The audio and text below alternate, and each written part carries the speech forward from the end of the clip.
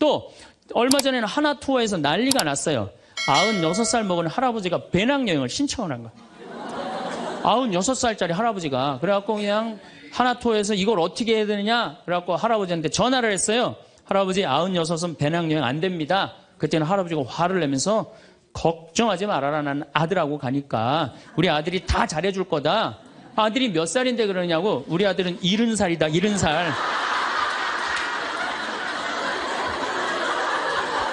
제가 대전에 가서 강의를 했어요. 강의를 했는데 노인대학에 가서 강의를 했어요. 그랬더니 할아버지 한 분이 오셔서 머리가 하얀 할아버지야. 신부님 제가 75인데요. 나 엄마 때문에 힘들어서 죽겠다는 거예요. 무슨 소린가 했더니 98살 먹은 엄마가 그렇게 잔소리라고 힘들게 한다는 거예요. 이거 먹고 싶다 저거 먹고 싶다. 자기도 힘들어 죽겠는데 98살 먹은 엄마 때문에 힘들다는 거예요. 그래서 이제는 노노 갈등, 늙은 부모와 늙은 자식의 갈등이 생기는 거예요.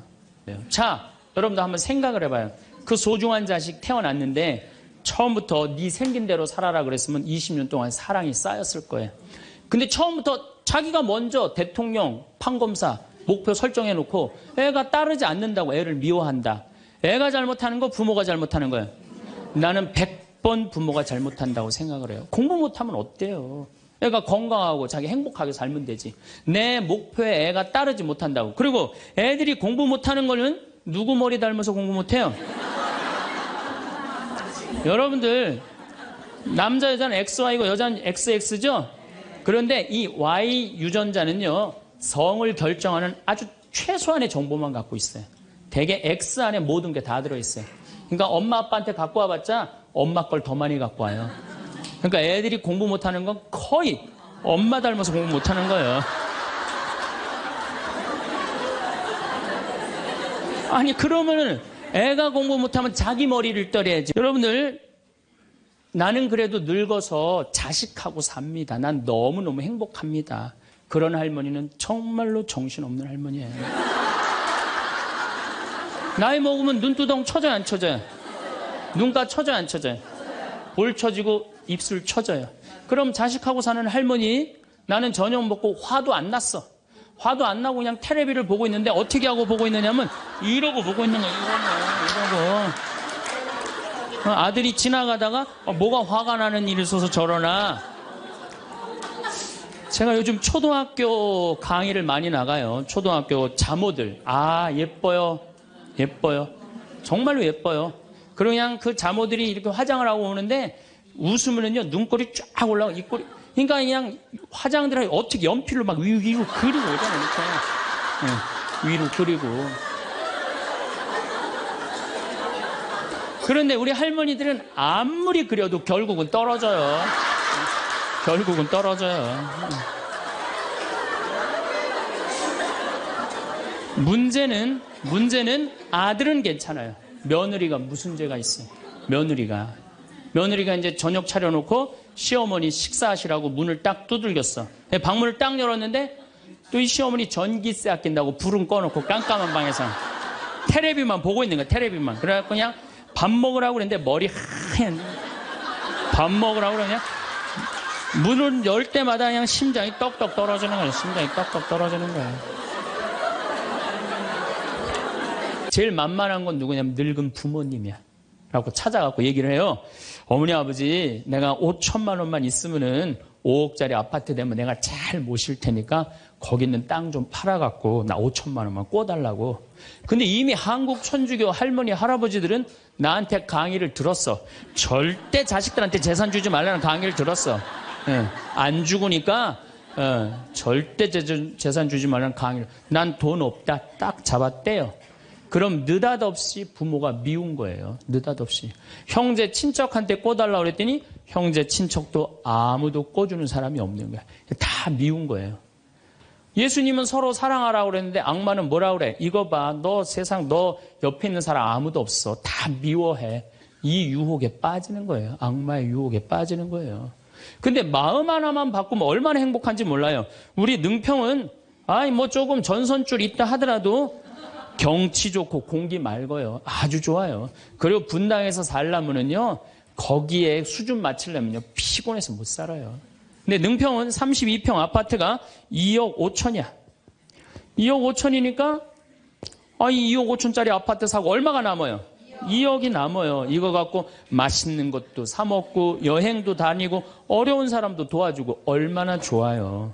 근데 우리 인간은 이걸 못해요. 내가 가만히 보면은요. 9개 가진 사람은 10개를 채우려고 이 하나만 더 모으면 10개가 돼. 9개 쓸 생각을 못하고 이거 10개 채운다고 하나 모으다가 죽는 사람들 많이 봤어요, 나. 99개 가진 사람은 100개 채우려고 어떻게? 이 하나를 더 모으려고 99개 쓰지도 못하고 죽는 사람들 많이 봤어요, 저는. 부부싸움 하면 절대 할머니도 안 져요. 몸에 테스토스테론 흘러 넘치겠다. 애들 막 들었다 놨다 해갖고 팔뚝도 남편보다 더 굵겠다. 무서울 게 뭐 있어. 그래갖고 그냥 할아버지들하고 싸우는 거죠. 할아버지들이 할머니하고 싸워갖고 눈탱이가 밤탱이 돼갖고 이제 노인정에서 신세한탄 하는 거예요. 60 먹은 할아버지한테 물어봤어요. 형들이 60, 70, 80, 90 먹은 할아버지들이 이제 네 할아버지가 할머니한테 맞아갖고 노인정에 앉아서 신세한탄하는 거예요. 형들이 물어봤어요. 야, 너는 왜 아침부터 노인정에 이렇게 철양 맞게 이렇게 앉아있냐? 눈탱이가 밤탱이가 돼서. 그랬더니 60 먹은 할아버지 하시는 말씀이 형들 말도 많아. 마누라 무서워서 도저히 한 집에서 못 살겠어. 왜? 그래서 아침에 국이 짜다고 투정을 좀 부렸더니 마누라 한다는 소리가 짜면 짠 대로 먹지 뭐 이렇게 말이 많으냐고 두들겨 패갖고 눈탱이가 밤탱이 됐다는 거예요. 그러는 형은 왜 눈탱이 밤탱이 됐냐고 그러니까 이놈의 마누라가 해만 뜨면 가방을 여러분도 오늘 가방 들고 나왔죠. 해만 뜨면 가방을 들고 그냥 어딜 나가길래 나 밥 안 차려주고 어딜 그렇게 나가냐고 그러니 내가 나가 돌아다니는데 당신 보태준 게 뭐 있느냐고 두들겨 패갖고 눈탱이 밤탱이 됐다는 거예요. 그러는 형은 왜 눈탱이 밤탱이 됐냐고 80 먹은 형한테 물어봤어요.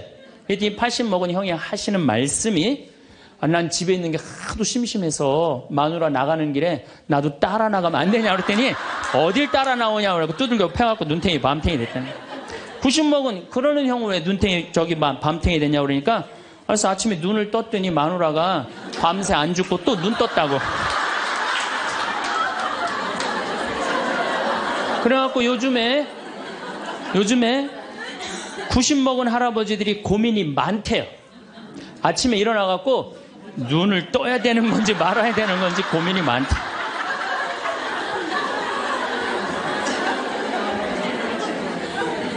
그래서 여기 계신 분들 혹시 고향이 삼척인 분들 안 계세요? 아는 척, 가진 척, 잘난 척. 이 고향 삼척인 분 혹시 안 계세요?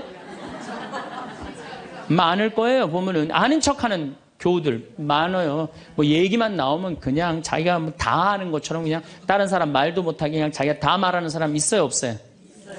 여행 다닐 때 보면은요, 그 뭐 해외 나갔다고 그냥 보면은 한 15명 모여서 이제 같이 여행 나가면요, 다 그냥 자기가 전문가야. 그냥 가이드보다 더 똑똑해. 다 아는 척하는 사람들 많아요. 잘 알지도 못하면서 그냥 잘 따라가기만 하면 되는 걸. 세발 낙지 그냥 낙지발이 3개 달하고 우기고 싸우는 사람들도 많아요. 보면은. 제가 한 번은 서울 모본당에 강의를 갔어요. 강의를 갔는데 이 강의를 하려고 그러는데 마이크를 딱 잡았는데 마이크가 안 나오는 거예요. 마이크가 막 안 나오는데 막 사무장님이 막 쫓아 들어가더라고요. 한 2분이 지났는데 안 오는 거야. 안 나오는 거야. 관리장님이 또 들어갔는데 또 안 나오는 거야. 꾸리야 단장이 들어갔는데도 안 나오는 거야. 10분 동안 서서 있는데 참 멋쩍더라고요. 근데 제가 그 10분 동안 기다리면서 내가 미칠 뻔했어요. 내가 신학교 때 무슨 일을 했냐면 관리부장이라는 걸 했어요. 관리부장은 뭐냐면 신학교는 행사를 하고 야외 행사를 하면 우리가 다 마이크, 앰프 설치 다 했어요. 그걸 제가 다 했어요. 앰프 설치, 마이크. 그러니까 딱 보면은 알아요. 저건 저렇게 하면 금방 나온다. 어디를 가나, 무슨 기계를 봐나. 10분 동안 기다리면서 내가 거기 쫓아 들어가고 아는 척하고 싶어서 내가 미칠 뻔했다니까요.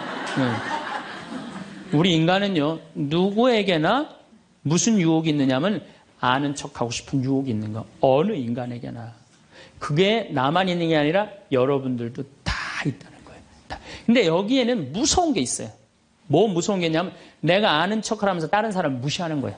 교우들 무시하고 같이 사는 공동체 무시하고 듣지 않는 거야. 아는 척 하려고 그럴 때, 남의 얘기를 듣지 않을 때, 이 아는 척 하는 분들, 악마의 유혹에 넘어가는 분들이죠. 하루는 내가 목욕탕을 갔어요. 딱 빨개 벗고 탕 안에 딱 들어갔어요. 탕 안에 들어갔는데 온탕에 중년의 남자가 한 5명 있었어요.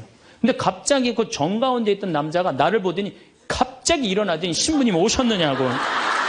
인사를 하는 거예요. 자세히 보니까 광명시 시장님이야. 시장님이 국장님들을 데리고 목욕탕을 온 거예요. 온천을 딱 왔는데 날 보더니 그 시장님이 일어나서 인사를 한 거야. 국장들이 이해가 안 가는 거야. 광명시에서는 누가 최고야? 시장님이 최고인데 저 사람 저 누구냐? 저 해와 같이 찬란하고 달과 같이 아름다운 저 사람 저거 누구냐 이거야. 아니 우리 시장님이 일어나서 인사할 정도는 보통 사람은 아니라는 거지. 그 28의 젊은 나이에 시장님이 인사하고 국회의원들이 인사하면요. 처음에는 부담스럽다가 한두 번 받기 시작하면요. 내가 목이 뻣뻣해지기 시작해. 슬슬 기부수를 하기 시작하는 거야. 아니 시장 국회의원도 나한테 인사하는 판에 내가 누구한테 인사해? 교우들도 누가 먼저 인사해야 돼? 교우들이 먼저 인사해야 되는. 내가 인사 먼저 하지 않는 거예요. 악마의 유혹에 넘어가는 거죠. 여러분들은 어떠세요? 우리가 이 세상 살면서 유혹에만 안 빠지면 행복하게 살 수 있죠? 근데 우리가 이 마음 안에 천사만 있으면 좋은데 나도 몰래 여기 악마가 동거하고 있어요. 그렇죠? 내 마음 안에 천사하고 악마가 동거하고 있는 것 같지 않아요? 그런데 문제는 어느 때 천사 같으냐면은 본당 신부님한테 말할 때 이때는 천사 같아요. 여기 자매님들 보면은. 근데 집에 가고 남편한테 말할 때는 악마로 돌변을 해. 악마로 돌변을 해. 나는 너무너무 착해. 착해갖고 우리 형님은 능력이 있어갖고 직장 생활하는데 나는 착하기만 하고 능력은 없어. 그래서 하는 생활이라고는 신앙 생활밖에 안 해. 그런데 우리 시어머니가 형님한테 가서 살아야 되는데 능력 있는 큰형님은 못 모시고 착하기만 나만 신앙생활하는 나만 내가 시어머니를 모셔. 근데 천사 같으니까 시어머니 모셔요. 내가 예수님 십자가 생각하고 정말로 뭐 시어머니 잔소리 노망 다 받아주고 그렇게 희생을 하고 사는데 추석날 딱 온 집안 식구가 모였는데 나한테 수고한다는 말하는 사람이 한 사람도 없어. 그럼 속에서 악마가 슬슬 질르기 시작해요. 이거 봐, 네가 착하니까 너를 우습게 보는 거야. 이용만 당하는 거야. 오늘 집안 식구 다 모인 길에 못 모신다고 내질러 그냥. 그 소리가 그냥 불꽃불꽃 일어나지 않아요? 우리는 천사하고 악마가 동거를 해요. 오늘같이 피정하는 날, 고해성사 보는 날은 내가 속세기는 자식도 사랑할 것 같고 집안 신경도 안 쓰는 남편도 사랑할 것 같고 저 죽지도 않는 시어머니도 내가 다 잘 모실 것 같아. 그럴 땐 천사예요. 고해성사 보고 피정하는 날은. 그런데 세상에 나가갖고 물건 깎을 때 보면요. 그런 악마가 없어요. 그런 악마가. 또 뭐 경품 행사로 공짜로 뭐 준다 그러면요. 하나라도 더 받으려고 달겨드는 거 보면은요. 이건 뭐 정말 악마가 따로 없어요. 보면은 악이 다툼을 해요. 보면은. 그래서 우리 마음 안에는 천사하고 악마가 항상 동거를 해요. 근데 여러분들 우리만 유혹을 받고 사나요? 예수님은 유혹 받으셨어요? 안 받으셨어요? 받으셨어요. 40일 동안 단식하시고 난 다음에 너무 배고프셨어요. 너무 배고프셨을 때 악마가 짠하고 나타나갖고 당신 배고프지? 배고프니까 이 돌더러 빵이 되라고 그래요. 이거 황당하고 어처구니 없고 불가능한 유혹이에요. 돌이 어떻게 빵이 되겠어요. 그런데 이런 유혹을 우리도 받고 살아요. 우리가 이 세상 살면서 제일 많이 받는 유혹이 뭐냐면 돈에 대한 유혹이야. 돈에 대한 유혹. 빵에 대한 유혹. 내가 30년 동안 60평생 살면서 돈을 3억을 모았어. 60살이 돼서. 그럼 이 돈 연금 잘 가입해 두면요. 한 달에 100만 원씩 죽을 때까지 써요. 90살까지. 근데 현찰 3억이 생기면은 악마가 유혹을 해요. 돈이 돈 번데 이거 펀드에다 갖다 맡기면 1년 만에 6억 만들어 줄게. 넘어가요. 이상하게 넘어가요. 아니 3억을 모으는데 30년이 걸렸다면은 이게 한 6억이 되려면 한 10년은 걸려야 되지 않아요? 근데 1년 만에 만들어준다 그러면 덜썩 맡겨요. 그랬더니 이자가 막 1,000만 원씩 나오는 거야. 이게 웬 노다지냐. 이거 확실하다. 부모 돈, 형제 돈, 친구 돈 싹 끌어다가 한 200억을 만들어주면은 악마는 들고 튈까요, 안 튈까요? 펴요. 며칠 전에 450명한테 2,300억을 자기 로얄 패밀리라고 청와대, 변호사, 뭐 장관들하고 다 아는 로얄 패밀리라고 이게 놀랍게도 15일만 맡기면 20%의 이자를 준다고 꼬신 거예요. 그런데 450명이 얼마를 모아줬느냐면은 2,300억을 모아줬어. 2,300억을. 그래갖고 그걸 들고 튀었잖아요. 여러분들 1 더하기 1은 2입니다. 1 더하기 1은 절대 10이 아니에요. 근데 우리는 욕심이 있어요. 내 재산이 1 더하기 1인데 2여야 되는데 10이길 바래요. 3억을 모으는 데는 30년이 걸리지만은 악마한테 유혹에 넘어가고 3억을 날리는 데는 6개월도 안 걸려요. 6개월도 안 걸려요. 그리고 땅을 치고 통곡하는 사람들 전 정말로 많이 봤어요. 대한민국 1980년대 이후부터 땅 뛰었어요. 땅값. 그렇죠? 주식 뛰었어요. 그래갖고 대한민국은 1 더하기 1은 2가 아니었고 1 더하기 1은 10이었고 1 더하기 1은 100이었어요. 어떤 사람은 1 더하기 1은 1000도 됐어요. 그러니까 온 국민이 들떠 있는 거야. 들떠 있는 거야. 나도 1 더하기 1이 뭐가 될 수 있다? 100도 될 수 있고 1000도 될 수 있다. 이런 생각을 해요. 대표적인 게 뭐냐면 다단계야. 다단계. 내가 가정방문 다녀보면은요, 집에 샴푸 잔뜩 있는지 많아요. 비누 잔뜩 있는지 많아요. 뭐 한 거예요?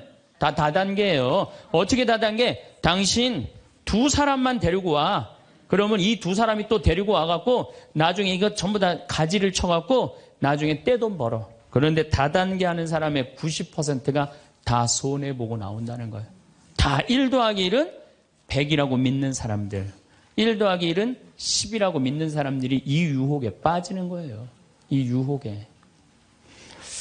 제가 10년 전에 능평이라는 성당에서 본당 신부를 했어요. 그런데 그 능평이라는 성당에 언덕을 넘어가면은 무슨 동네가 나오느냐면 천당 옆 분당이 나와요. 네, 천당 옆 분당이 나와요. 얼마나 살기 좋으냐면은 거기는 전보산대가 하나도 없어요. 전부 다 지중매설이에요. 지중매설. 동네가 깨끗해요. 깨끗해. 그리고 도로는 한 20m, 30m 주도로는 조경을 하게 돼 있어요. 동네마다 율동공원, 중앙공원, 공원 있고. 그래서 정말로 살기 좋아요.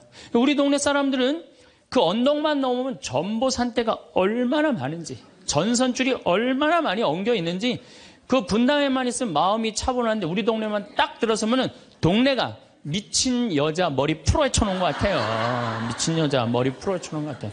마음이 산란해. 그러니까 우리 동네 사람들 꿈은 뭐냐면 천당 옆 분당으로 이사 가는 게 꿈이야.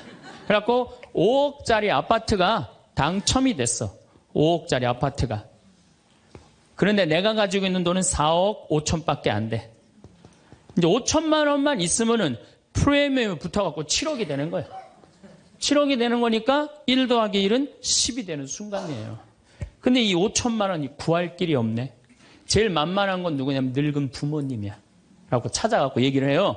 어머니, 아버지, 내가 5천만 원만 있으면은 5억짜리 아파트 되면 내가 잘 모실 테니까 거기 있는 땅 좀 팔아갖고 나 5천만 원만 꿔달라고. 근데 이미 한국 천주교 할머니, 할아버지들은 나한테 강의를 들었어. 절대 자식들한테 재산 주지 말라는 강의를 들었어.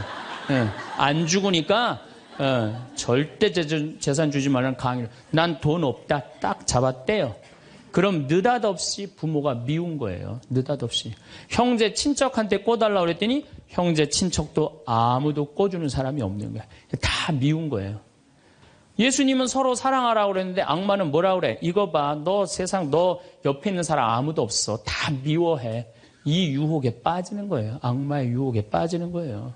근데 마음 하나만 바꾸면 얼마나 행복한지 몰라요. 우리 능평은 뭐 조금 전선줄 있다 하더라도 경치 좋고 공기 맑아요. 아주 좋아요. 그리고 분당에서 살려면은요, 거기에 수준 맞추려면요, 피곤해서 못 살아요. 근데 능평은 32평 아파트가 2억 5천이야. 2억 5천이니까, 이 2억 5천짜리 아파트 사고 얼마가 남아요? 2억이 남아요. 이거 갖고 맛있는 것도 사 먹고, 여행도 다니고, 어려운 사람도 도와주고, 얼마나 좋아요. 근데 우리 인간은 이걸 못해요. 내가 가만히 보면은요, 9개 가진 사람은 10개를 채우려고 이 하나만 더 모으면 10개가 돼.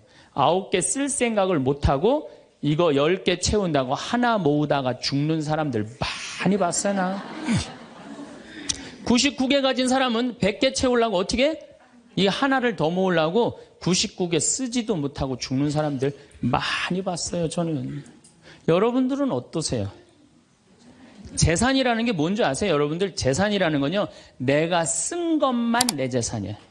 내가 쓴 것만. 내가 안 쓴 건 내 재산 아니에요. 다시 말해서 내가 100억을 모으기 위해서 나 그지같이 70평생을 살았어. 이 사람은 거지로 산 거예요. 이 사람 거지로 산 거예요. 네. 그런데 내가 모은 거 갖고 정말로 알뜰하게 뭐 여행도 다니고 맛있는 것도 먹으러 다니고 뭐 즐겁게 살았어. 이 사람은 재산 제대로 쓴 사람이에요. 그 다음에 죽을 때 그래도 종교기관에 기부나 하고 이런다면은 다행인 사람이에요. 근데 그냥 재산 그냥 이 100억을 주체를 못하는 사람들, 그러다가 죽는 사람들, 루카복음 12장에요. 부자가요, 엄청난 풍년을 맞이해요. 이거 나눌 생각을 안 하고 자기를 위해서 창고를 크게 줘요. 그리고 영혼한테 얘기해, 너 이제 편안하게 살아라. 그러니까 하느님이 뭐라 그래요?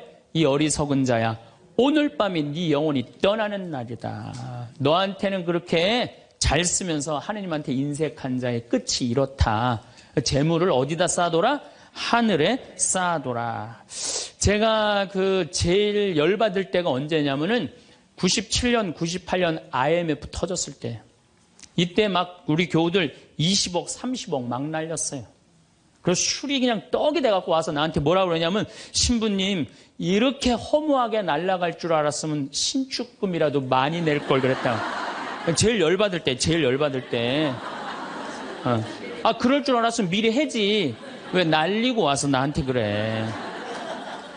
열심히 산 사람들이 실패하고 울면은 동정이 가는데요. 땅 투기하다가, 주식 투자하다가, 노름하다가, 이거 재산 날리고 와서 눈물 흘리고, 자기 고통스럽다고 얘기하는 사람한테는요, 동정이 안 가요. 열심히 살다가 실패한 사람한테는 정말로 동정이 가는데, 주식 투자하다 돈 다 날리는 사람들 동정이 안 가요. 여러분들, 주식 투자를 하려면은요, 재산 우리 95% 투자자들이 다 실패해요. 왜 그런 줄 아세요? 1년 만에 샀다 팔았다 그래요. 워렌 버핏이라는 사람은 미국 최고의 부자예요. 지금 60년 동안 거의 주식을 했는데 610억 달러를 벌었어요. 주식으로만. 근데 그 사람은 한번 주식을 사면은 최소한 5년, 10년, 20년까지 그냥 쥐고 있는 거예요. 그러니까 돈을 버는 거야. 근데 우리는 그냥 얼마 전에 잠깐 무슨 경제 방송을 보니까 3개월 만에 15% 내는 수익 방법, 그런 건 없어요. 1 더하기 1은 2지 1 더하기 1은 10이 절대 아니에요. 근데 우리는 그렇게 착각하고 사는 거예요. 그런 기대 속에서. 아프리카에는 원숭이 잡는 비법이 있어요. 어떻게 원숭이를 잡느냐 하면은 항아리 이렇게 만들어 놓고 주둥이, 원숭이 손이 들어갈 만한 주둥이를 만들어 놔요. 그리고 여기에다는 자갈을 잔뜩 넣어놔요.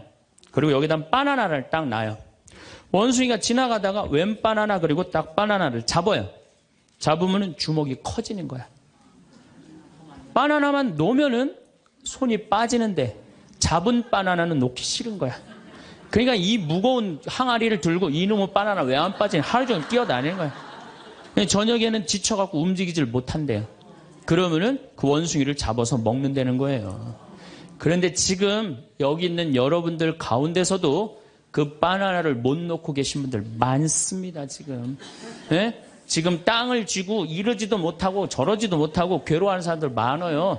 주식 사놔갖고 그냥 이러지도 못하고 저러지도 못하고 전전긍긍하는 사람들 많아요. 지금 놀 때예요. 노름에 빠져갖고 그거 원금 찾는다고 뛰어다닌 사람 지금 놓으면은 제일 행복해요. 지금 놓으면 살 수 있어요. 그런데 우리는 그거를 못하는 거예요. 그거를. 욕심을 이용하는 거예요. 악마가 우리를 왜 유혹할 수 있는 것 같아요? 우리의 욕심을 가지고 이용을 하는 거예요. 사기 치는 사람도 1 더하기 1은 100이라고 그러면서 홍보를 하죠. 유혹을 해요. 근데 1 더하기 2는 2라고 믿는 사람은 절대 유혹에 안 빠져요. 근데 1 더하기 1은 100이 되기를 바라는 사람은 그 어처구니 없는 악마의 유혹에 빠진다는 거예요. 난 말할 거 없어요. 내가 그러니까. 내가 여기 생태마을 시작할 때 15년 전에 돈이 한 푼도 없었어요. 그래갖고 우리 교구 70세 원로 신부님한테 찾아갔어요. 김창린 필립보 신부님. 여기가 필립보 생태마을이죠?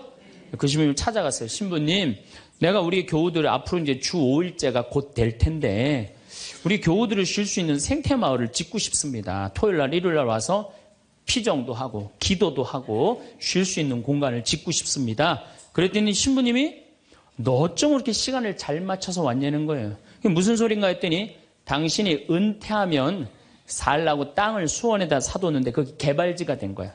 근데 보상비가 14억이 나온 거예요. 근데 신부님이 그때 이런 말씀을 하시더라고요. 우리 신부들 은퇴하면 교구청에서 아파트 한 채 사주는데 내가 그 돈이 뭐가 필요하냐고. 너 그렇게 좋은 일에 쓴다니 내가 너한테 주마. 하루아침에 14억을 받았어요. 내가 이마에 돈복 이렇게 써있다니까요. 이제 그걸 가지고 이 생태마을을 꾸미려고 계획을 해보니까 이거는 뼈대밖에 못 올리겠더라고. 그래서 3개월 동안 전전긍긍을 하는데 신부님이 나를 다시 부르셨어요. 황 신부 와봐라. 너 그거 갖고는 그거 완성을 못하겠다.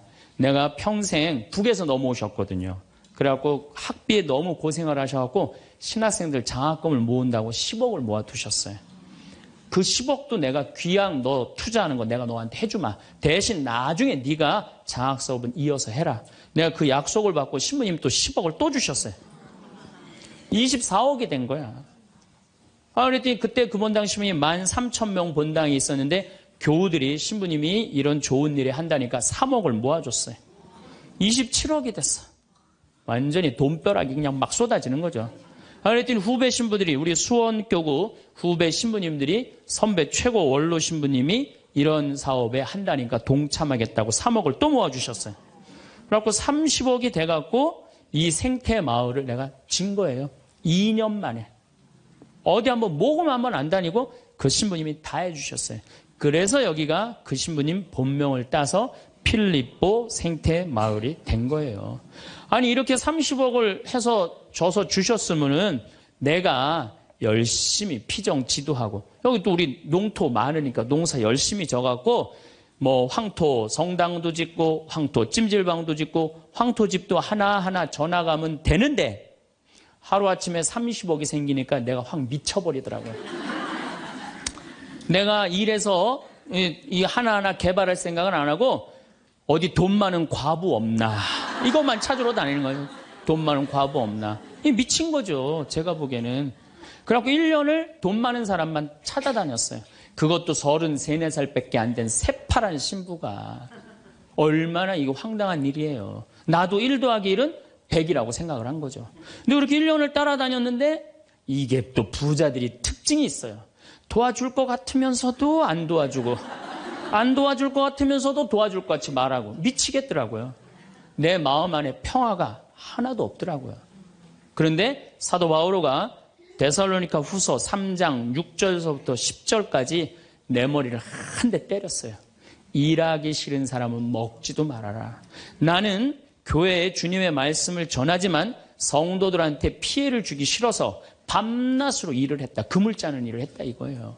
그래 내가 열심히 농사 짓고 된장, 간장, 고추장, 청국장 우리 콩 있으니까 여기 또 지역 주민들하고 콩 계약 재배하고 그렇게 하면 되지. 그래갖고 그때부터 벌써 14년 전이네요. 그때부터 된장, 간장, 고추장, 청국장, 김장 농약 안 친 걸로 김장하고 요즘은 또 청국장 가루 이거 아주 너무너무 좋아갖고 오늘도 벌써 2가마를 띄웠는데 다 팔렸어요. 그러니까 내가 이걸 한 첫 해는 판매액이 1억이었는데 작년에는 17억이에요.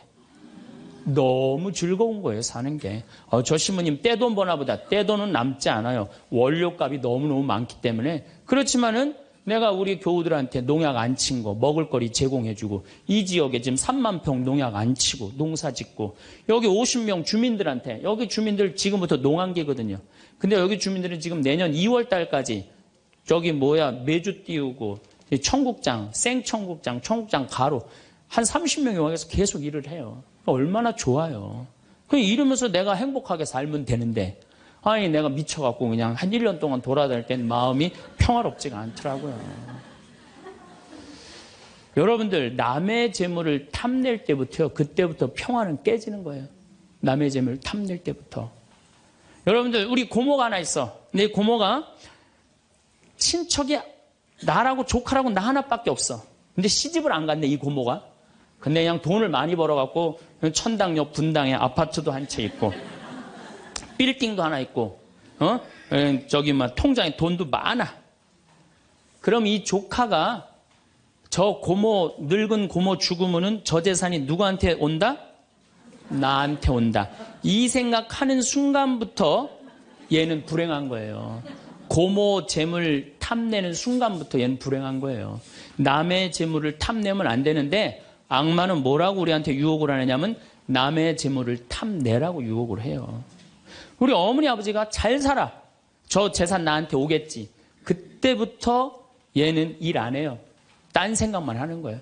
1 더하기 1은 2라고 생각 안 하고 1 더하기 1은 100이 된다고 생각을 하고 사는 거예요. 절대 평화롭지가 않아요. 또 여러분들 형제 중에 누가 잘 살아. 우리 형이 잘 살아. 누나가 잘 살아. 근데 내가 이번에 아이가 대학을 들어가. 나 등록금 좀 안 대주나. 이때부터 죄짓기 시작하는 거예요.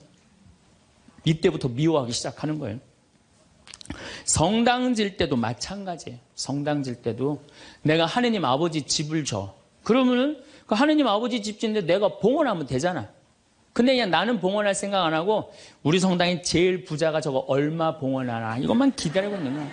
근데 그냥 그 부자는 내가 보기엔 1억을 해도 되는데 500만 원밖에 안 했어. 그럼 뭐라고 그러냐면 예수님 말 틀린 거 하나도 없어. 응? 부자가 천국 들어가는 거는 낙타가 바늘구멍 통과하기보다 아는 건 또 많아갖고 그냥 그러면서 그 사람 욕하는 거. 제 생각엔 이래요. 그렇게 부자 헌금 얼마 내나 그거 쳐다보고 있는 것도 남의 재물 탐내는 거예요. 그 사람 마음에 평화 없어요. 내가 가지고 있는 것만 누구한테 봉헌하면 돼? 하느님한테 봉헌하면 되는 거예요. 우리가 이 돈에 대한 유혹, 이것 때문에 죄를 짓고 사는 거예요. 그런데 유혹 중에 제일 무서운 유혹이 뭔지 아세요? 여러분들 돈 왜 벌어요? 자식 욕심 때문에 버는 거예요. 자식 때문에 여러분들 돈 버는 거예요. 자식 때문에. 아메리카의 인디안들은 자식이 태어나면 어디다 봉헌하냐면 별한테 봉헌한다고 그래요. 우리 아이 추억 많게 해달라고. 요즘 어제 그제 여기 별 정말 미치도록 많아요. 밤하늘에 별똥별이 2만 개가 떨어져요. 2만 개. 지난번에 우리 수녀님들 한 20분 오셨을 때 내가 여기 마루 위에 강 위에다 마루를 깔아놨어요. 그 위에다 밤에 침낭을 하나씩 다 드려요. 그럼 누워갖고 별을 보는데 별똥별이 1시간 동안 10개가 떨어졌대. 10개가. 수녀님들이 너무 행복하다는 거예요. 이 별을 보고 행복한 추억을 가지고 살았으면 좋겠는데 우리나라 엄마들은 그런 생각 안 해요. 인디언들은 별 보면서 우리 아이 행복한 추억이 많았으면 좋겠다. 그리고 들판에 봉헌한대요. 우리 아이 건강하게 뛰어놀게 해달라고. 그 다음에 태양에 봉헌한대요. 우리 아이 아주 씩씩하고 건강하게 잘 자라게 해달라고. 근데 대한민국 엄마들은 애가 태어나면 어디다 봉헌하냐면 학원에 봉헌해. 학원에. 우리 아이 어디 들어가게 해달라고? 서울대학 들어가게 해달라고. 서울대학 들어가게 해달라고. 그래갖고 임신을 하면은 이거 굉장히 중요한 거예요. 임신을 하면은 하느님 나한테 생명을 주셔서 감사합니다. 이 아이가 하느님 이 세상에 태어나서 행복하게 살았으면 좋겠습니다. 이렇게 생각하는 엄마가 하나도 없다는 거예요. 임신을 딱 하는 순간 무슨 생각을 하냐면 내 뱃속에 서울대학 C가 들어왔다고 생각을 하는 C가. 그래갖고 막 임신 1달, 2달, 막 10달이 되면 배가 이만해져요. 그러면 C가 이만해진 거야. C가 이만해진 것만큼 꿈도 이만해진 거야. 하고 아침에 인사를 해도 한국말로도 안 해. 영어로 하는 거야. How are you today, my baby? Good morning. 막 영어로 하는 거야. 마음 급한 엄마들이. 그래갖고 애가 엄마의 태를 열고 세상에 나왔어. 세상이 얼마나 예뻐요. 하늘도 예쁘고 별도 예쁘고 달도 예쁘고 단풍도 예쁘고. 근데 그냥 이 아이가 그냥 그 창문을 통해서 세상을 보려고 했더니 마음 급한 엄마는 너 그거 볼 시간이 어디 있어. 온 집안을 도배를 다 해놔요. 아니 집안만 도배해 놓으면 되지 창문에다가도 도배를 해놔요. 한쪽에는 그냥 가나다라 마바 차타 갖다 붙여놓고 반대쪽에는 ABCD. 누워서 모빌이 돌아가는데 막 기억, 리을, 디귿, 리을이 막 돌아가는. 태어났는데 이 세상에 태어났더니만 어디에 가려? 글자에 가려갖고 세상 구경을 못하는 거예요. 그래갖고 애가 1살, 2살쯤 돼갖고 엄마, 아빠 이렇게 말을 하기 시작해요. 그러면은요 엄마들은 흥분하는 거예요. 드디어 우리 집에 천재 태어났다. 그래갖고 온 동네 다니면서 우리 애가 천재라고 막 자랑을 해요. 그 우유를 먹여도 무슨 우유만 먹이냐면 아인슈타인 우유만 먹이는 거. 아인슈타인 우유만. 천재니까 아인슈타인 우유만 먹어. 엄마 아빠 그러면은 드디어 됐어. 너 다음 단계로 넘어가자. 1 더하기 1은 뭐냐? 이거 넘어가는 거야. 수학으로 넘어가는 거야. 이렇게 글자하고 숫자에 갇혀 사는 애는요 영혼이 망가진대요. 1살서부터 5살 때까지는요 엄마라고 애가 한 번 말하는데 10,000번을 연습을 해야 된대요. 아빠라고 말하는 데는 20,000번을 연습을 해야 된다고 그래요. 애가 엄마 아빠 그러면은 엄마 아빠들은 고마워해 줘야 돼. 너무 고맙다 엄마라고 불러줘서 손가락 깨물고 배에다 바람 넣어주고 발가락 그냥 뽀뽀해줘가면서 아빠는 목마 태워주고 비행기 태워주고 막 축제같이. 그러면은 이렇게 부모님이 엄마 아빠가 끌어안아주고 뽀뽀해주고 스킨십을 해주는 애들은 이런 생각을 한대요. 이거 봐라. 세상은 한번 살아볼 만한 데네. 저렇게 엄마라고 말 한마디 했는데 저렇게 좋아하고 감격을 하네. 그런데 1살서부터 5살 때까지 엄마 아빠 그랬더니 다음 단계 1 더하기 1은 뭐야? 이거 넘어가는 애들은요 나중에 커서 컴퓨터 중독, 알코올 중독, 그 다음에 사춘기 때 무표정, 무반응, 무감동. 여러분들 자녀들 중에 사춘기 해갖고 엄마 막 이렇게 쳐다보고 있는 애들 봐요 안 봐요?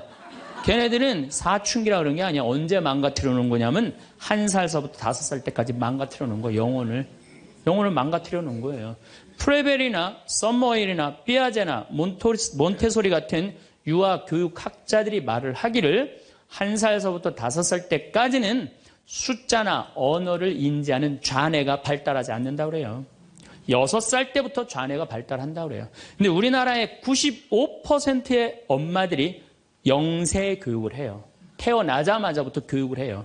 교육비 얼마? 350만 원짜리 교육비를 들여서 전부 다 350만 원 애한테 영세 교육을 시키는 거예요. 우리나라 청소년의 95%는 이미 1살서부터 5살 때까지 영혼이 망가져 버린 거예요.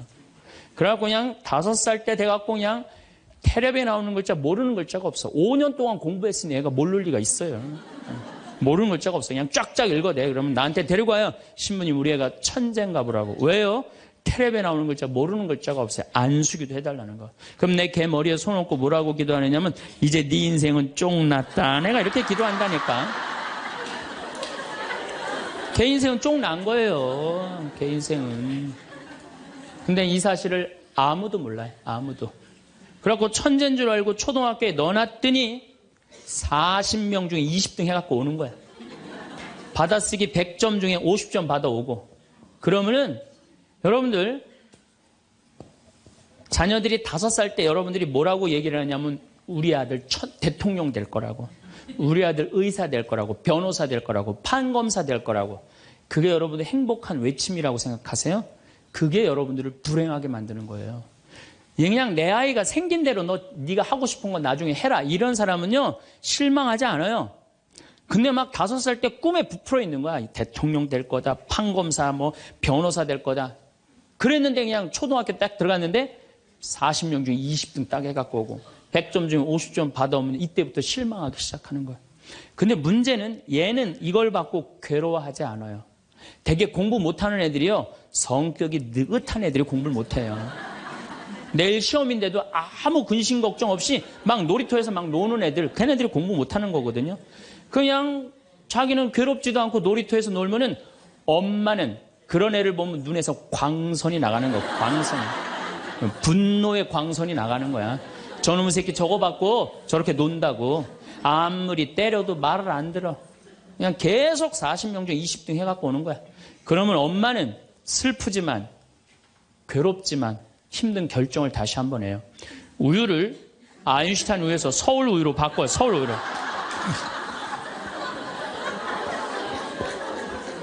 그래갖고 그냥 그렇게 6년 동안 서울 우유를 먹였는데 중학교 딱 올라갔는데 초등학교 때 말 안 듣는 거하고 차원이 틀려요. 중학교 때 컴퓨터 게임에 빠지면은요 미쳐요. 엄마하고 밥 먹으러 나가도 그냥 핸드폰으로라도 해요, 애들이. 그냥 그거 보고 있으면 속에서 불 나요, 안 나요? 속에서 불이 나죠. 근데 걔는요 그렇게 될 수밖에 없는 성장 과정이 있는 거예요. 그래갖고 막 학원을 막 땡땡이를 까는 거야. 초등학교 때는 때리면 울면서 갔는데 중학교 때는 간다고 가요, 일단. 그러고 난 다음에 지가 알아서 컴퓨터 게임방에서 게임하고 놀고 밤 10시에 학원 다녀왔다고 거짓말 하는 거야. 그러니 안 그래도 꼴배기 싫은데 그냥 불이 나는 거야. 이미 학원에서 전화 받은 내가 안 왔다고. 그럼 이놈의 새끼 어디서 거짓말 하느냐고 때리려고 그러는데 이게 너무 커갖고 손이 닿아요, 안 닿아요? 안 닿아요. 이놈의 새끼 애는요 엄마가 때리려고 하면 힘도 안 들여. 왜 이러냐고. 고개만 젖히면 그냥 막 날아가는 거야. 고개만 젖히면 손이 닿지도 않아.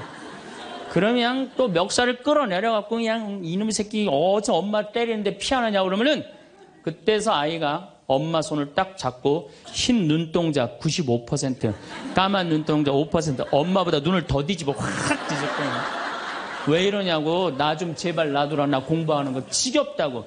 엄마를 확 밀쳐내요. 그럼 엄마는 그냥 마룻바닥에 확 널브러지면서 마룻바닥을 움켜쥐고 너무 슬프지만은 힘든 결정을 다시 한번 해요.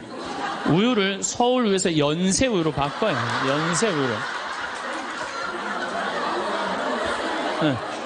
연세 우유로 이제 바꿔갖고 그냥 먹었는데, 고등학교 올라갔는데 이놈이 이거는 뭐 내가 보기에는 여러분들 중학교 때는요 애가 말도 못하고 반항을 하는데 고등학교 때는 차원이 틀려요. 어떻게 틀리냐면 엄마 아빠는 뭘 잘 살아서 나한테 잘 살라고 그러느냐고. 당신들이 나한테 해준 게 뭐 있느냐고. 말도 못하는 거예요. 이때는 어떤 상황에 들어가느냐면 동네 자랑도 못해. 친척한테 아무 자랑도 못해.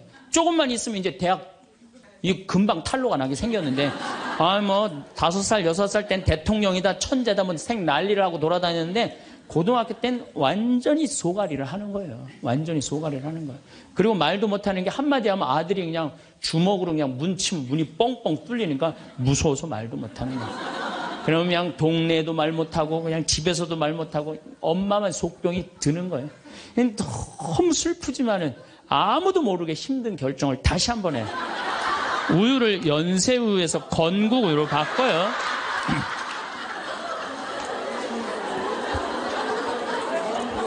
건국우유로 바꿔서 그렇게 먹였는데 고등학교 3학년 때 보니까 모의고사를 봤는데 15% 안에 들어야지 서울에 있는 학교를 가는데 30% 뒤로 막 밀리는 거야. 내가 재미난 경험이 있었어요. 내가 아주대학 환경공학과 대학원을 다닐 때 그 옆에 창현고등학교, 유신고등학교가 있었어요. 근데 걔네들이 1학년 딱 들어와서는 우리 학교를 보고 그랬대요. 내가 아주대학 가면은 내 대학을 안 간다 그랬대요. 1학년 되면은. 근데 2학년 애들은 상황이 틀리대요. 아주대학도 괜찮은데 이런데 2학년 되면. 근데 3학년이 된 애들은 그 창현고등학교, 유신고등학교 애들은 3학년만 되면 제발 아주대학만이라도. 엄마가 딱 그런 마음이야. 그러니까 이제 엄마가 너무 슬프지만은 그 성적표를 받아보고 마지막으로 힘든 결정을 다시 한번 해요. 우유를 건국우유에서 저지방 우유로 바꿔요.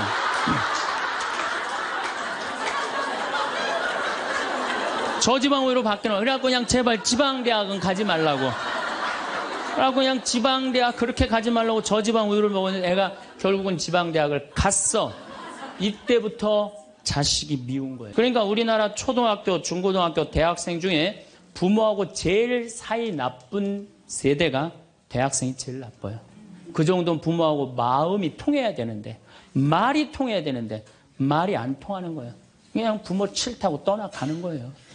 그냥 자식 놓치는 거죠. 영원히 떠나가는 거예요. 자, 그런데 신부님, 내 아이는 너무 똑똑해요. 아주 착해요. 반에서 1등, 전교에서 1등 해갖고 서울대학 갔어요. 그런데 서울대학 간 자식도 사실은 별로 소용없어요. 서울대학 가갖고 얘가 졸업을 해갖고 삼성에 취직을 했어. 출근을 했는데 내가 나눴는데도 어쩜 저렇게 잘생겼어. 빛이 번쩍번쩍 나. 그렇게 빛이 번쩍번쩍 나. 너무 보기 좋은 거야. 내 자식이지만. 그런 자식일수록요, 잘하는데 아무런 도움도 주지 않은 나보다 훨씬 예쁘고 훨씬 젊은 여우 같은 며느리가 나타나서 낚아채 가는 거예요. 그날로 끝나는 거예요. 그날로. 여러분들, 옛날에는 부모 자식이 끈끈했어요. 왜 옛날에는 부모 자식이 끈끈했느냐면 평균 연령이 46세였을 때 100년 전만 해도 46세까지 밖에 못 살았어요. 20살에 결혼해갖고 내 나이가 40이 되면은 자식은, 큰아들은 나를 40 먹은 나를 몇 년만 모시면 되냐면 6년만 모시면 돼. 6년. 모실만해? 안 모실만해? 부모 6년 모시는 거 모실만해요. 그런데 부모가 46에 돌아가셨어. 그럼 내 효도 더 받아 먹으라고 3년 심효살이를 했어요. 산소협에 초막을 져서. 근데 만약에 40살 난 부모님이 돌아가시려고 그러면요, 20살 난 자식이 손가락 깨물어서 단지해줬어. 입에다가. 죽지 말라고. 옛날에 만약에 부모님이 돌아가려고 그러는데 손가락 끊어갖고 단지를 안 하는 동네에서, 자식 있으면 동네에서 손가락질 했어요. 저 자식 부모 돌아가려고 그러는데 손가락도 안 끊은 놈이라고. 옛날에는요, 자식들이 부모한테 애절했어요. 그런데 애절한 이유가 부모의 은혜가 고마워서 그걸 효도를 하려고? 전혀 이유는 다른 데 있어요. 동생이 17살, 14살, 11살, 8살, 5살, 2살이야. 아니 이렇게 줄줄이 나눠놓고 지금 이거 누가 키워야 돼? 장남이 키워야 돼. 장남이. 그러니까 죽어도 언제 죽어라?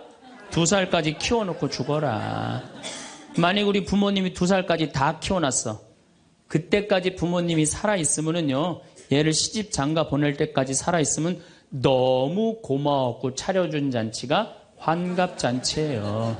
그리고 진짜 오래 살았다고 차려준 잔치가 진갑잔치예요. 이게 나아갈 진짜를 써. 60에서 더 나갔다. 이거 나가지 말아야 되는데 더 나갔다 이거예요. 그래서 진갑잔치야. 그리고 만약에 70까지 살았다. 이거는 두보의 시에 나오지만은 옛날부터 70까지 사는 것은 고자, 고래, 희박하게 온다 이거야. 70까지 사는 사람은 희박하다. 그래서 고희라는 단어를 쓰는 거예요. 이거 옛날엔 70까지 어떻게 살아요? 근데 요즘은 60 넘어도 갈 생각 해야 안 해요? 자, 나 60 넘었다. 손 들어보세요. 여기 좀 별로 없을 것 같은데 손 들어보세요. 이게 문제라는 거예요. 60이 넘었으면 가야지. 평창으로 오면 어떻게 해? 평창으로 오면. 그런데 요즘 우리 직원들이 말을 하기를 뭐라고 그러냐면, 신부님 70이 됐는데요, 아줌마 같은 분들이 너무 많다는 거예요. 70에도 요즘 아줌마 같아요. 그래서 70에도 총각 같은 사람도 많아요. 예. 우리 아버지가 그래요. 아버지가 80인데도 총각 같아요. 지금 60세 되신 분들은 100살까지 삽니다. 몇 년 남았냐면 40년 남았어요. 40년. 지금 50살 되신 사람들은 110살까지 살아요. 몇 년 남았냐면 60년 남았어요. 60년. 자, 아니 오늘 방송에서 뭐라고 그랬냐면은 2040년에 평균 연령이 190살이라고. 90살. 2040년. 자, 그렇다면 여기 지금 50대신 분들 2040년이면은 80대예요. 그때 평균 연령 90이에요. 그럼 그때 다 100살 넘게 산다는 얘기예요. 제 말이 그냥 허투루 하는 말이 아니에요. 지금 40 넘은 사람들은 120살까지 살아요. 여러분들 120살까지 살 때 자식이 나 효도할 수 있어요? 노 갈등이 생기는 거예요. 노 갈등. 늙은 자식과 늙은 부모의 갈등이 생기는 거예요. 여러분들 우리나라가 지금 100살 이상이 몇 명이냐면은 1,700명이에요. 100살 이상. 얼마 전에 텔레비전에 102살 먹은 할머니, 83살인가 먹은 좀 며느리, 또 50 몇 살 먹은 3대가 살죠? 이제는 그런 일이 다반사로 생긴다는 거예요. 다반사로. 지금 70살 넘은 우리나라 인구가 240만 명이에요. 70살 이상이. 60세 이상이 65세 이상이 540만 명, 540만 명. 초등학교 애들이 310만 명이에요. 그러니까 요즘 길에 나가보면요. 우리 어렸을 땐 길에 애들이 바글바글 했어요. 구슬치기, 딱지치기 그냥. 할머니는 이런 할머니 하나 이렇게 구경하고 있었어요. 근데 요즘에 길에 나가보면 애들은 하나도 안 보여요. 애들 낳지도 않고 학원에 가고. 길에 나가면 누구만 바글바글 하냐면 할머니, 할아버지들만 바글바글하고 돌아가요. 21세기는 그래서 노인의 시대라는 거예요. 여러분들은 그런데 더 심각한 건 지금 70, 80대신 분들은 그나마 이제까지 살아왔어. 이제 10년, 20년만 하면 견뎌요. 여러분들은 앞으로 50년, 60년 남아있어요. 그 인생에 대한 설계가 준비되어 있습니까? 안 돼 있습니까? 안 돼 있어요. 자, 여기 우리 응암리라는 곳에 92살인가 91살 먹은 친정 엄마를 63살 먹은 딸이 모시고 들어왔어요. 근데 이 자매가 하는 말이 자기는 평창에 들어와갖고 밤에 깜깜한 것도 하나도 안 무섭고 짐승 소리도 하나도 안 무섭대. 뭐가 제일 무서우냐면 아침에 밭에 나가고 일하고 들어오고 이제 아침 먹으러 딱 들어오면은 엄마가 거실 정가운데 소파에 앉아갖고 91살 먹은 엄마가 이러고 쳐다보는 게 제일 무섭대. 제일 무섭대. 자, 그렇다면은 여러분들은 나이 60이 돼서 여러분들 옆에 있을 사람은 누굴까요? 그렇죠. 남편이에요. 남편인데 이 사실을 30년 동안 까맣게 까먹는 거예요. 이 사실을 30년 동안 까맣게 까먹고 누구한테 30년 동안 미쳐 있어요? 자식한테 미쳐 있는 거예요. 네, 자식한테 미쳐 있다가 이제 자식이 떠나면은 이런 생각을 해요. 나는 그동안 자식 키우느냐고 애썼으니까 이제는 찜질방도 가고 평창 생태마을 피정도 좀 가고 성주순례도 가고 내가 편안하게 살으리라 이런 생각을 하는데 전혀 예상치 못한 일이 벌어져요. 남자는 무슨 생각을 하냐면 30년 동안 떠돌아다니다가 귀소 본능이 생겨요. 이제는 마누라한테 돌아가리라 이런 마음이 들어요. 여자는 이제 편안하게 살려고 그러는데 남자는 귀소 본능이 생기는 거예요. 이때부터 부부 사이에 갈등이 생기는 거예요. 이때부터 전혀 부부의 사랑을 생각하지 못하고 자식한테만 미쳐있고 남자는 바깥에만 미쳐있다가 60에 딱 만나갖고 젊었을 때는 그렇게 맛있는 거 차려놓고 여보 일찍 들어와 그래도 안 들어오더니 이제 60 넘어서 굳이 집에 안 들어와도 되는데 때 따라 철 따라 찾아 들어오면 신경질이 나요 안 나요? 여러분들 며칠 전에 할머니들이 72%가 할머니들이 할아버지 뒷바라지하기 싫다고 그랬잖아요. 나왔죠? 그러니까 이게 심각한 문제예요. 어떻게 할 거야? 예, 우리 인간이 받는 유혹이 가장 많이 받는 유혹이 돈에 대한 유혹입니다. 근데 1 더하기 1은 2지 1 더하기 1은 절대 10이 아닙니다. 더욱이 이제 2만 달러가 넘었으면은요, 떼돈이 순식간에 버는 그런 시대는 지납니다. 2만 달러는 내가 노력한 만큼, 그리고 5천 달러에서 2만 달러 올라갈 때는 세금도 막 떼어먹어도 돼요. 2만 달러가 넘어가면 투명한 시대가 되기 때문에 세금도 못 떼어먹어요. 이제는 어떻게 하는 사람이 이 세상에서 제일 속 편하냐면은 법대로 사는 사람이에요. 1 더하기 1은 2라고 생각하고 특별하게 내가 노력한 만큼의 성과를 얻는다고 생각하는 사람은요, 절대 악마한테 유혹받지 않습니다. 또 돌도로 빵이 되라고 그러는 거나 돌머리도로 서울대학 들어가라는 거나 똑같은 거다. 여러분들 서울대학 들어간다고 행복한 건 절대 아니다. 여러분들 의사가 행복 지수가요 180개 의사 직업 가운데 의사가 179등이라는 통계도 있어요. 그리고 항상 의사가 만족도, 직업 만족도 항상 꼴등이에요. 항상. 얼마나 스트레스를 받는지 몰라요. 오진하면 오진해서 스트레스, 환자가 너무 오면 너무 와서 스트레스, 안 오면 와나서 스트레스예요. 그 비싼 학비 어렵게 공부하고. 그러니까 출세한다고 행복한 건 아니다. 자, 이제 여러분들 이 자식한테 미쳐갖고 자식한테 일생을 보냈어요. 그러면은 60이 돼서 자식이 여러분들하고 살아주겠어요? 그럼 누가 여러분들하고 산다고요? 남편이 살아요. 남편이. 그런데 같이 사랑을 결혼해갖고 사랑의 탑을 하나도 쌓지 않은 거예요. 혹시 내가 궁금해서 물어보는 거예요. 혹시 여기 계신 분들 중에 결혼할 때 정말로 남편 정말로 사랑해서 결혼하신 분들 혹시 계세요? 정말 궁금해서 물어보는 거예요. 궁금해서. 아, 있으세요? 자, 여러분들 착각하는 게 있어요. 여자 23, 25 예쁠 때예요. 피부 기가 막힐 때예요. 그 다음에 허리 잘록해요. 허리 잘록해갖고 치마 입혀놓으면요 너무 예뻐요. 맵시도 나고요. 피부도 좀 전에 30살 먹은 반장님 내가 봤는데 정말 예술이야. 30살만 해도 그런 이 에스트로겐이 이 23, 5 때는 에스트로겐이 막 쏟아져 나오는 거예요. 막 쏟아져 나오는 거예요.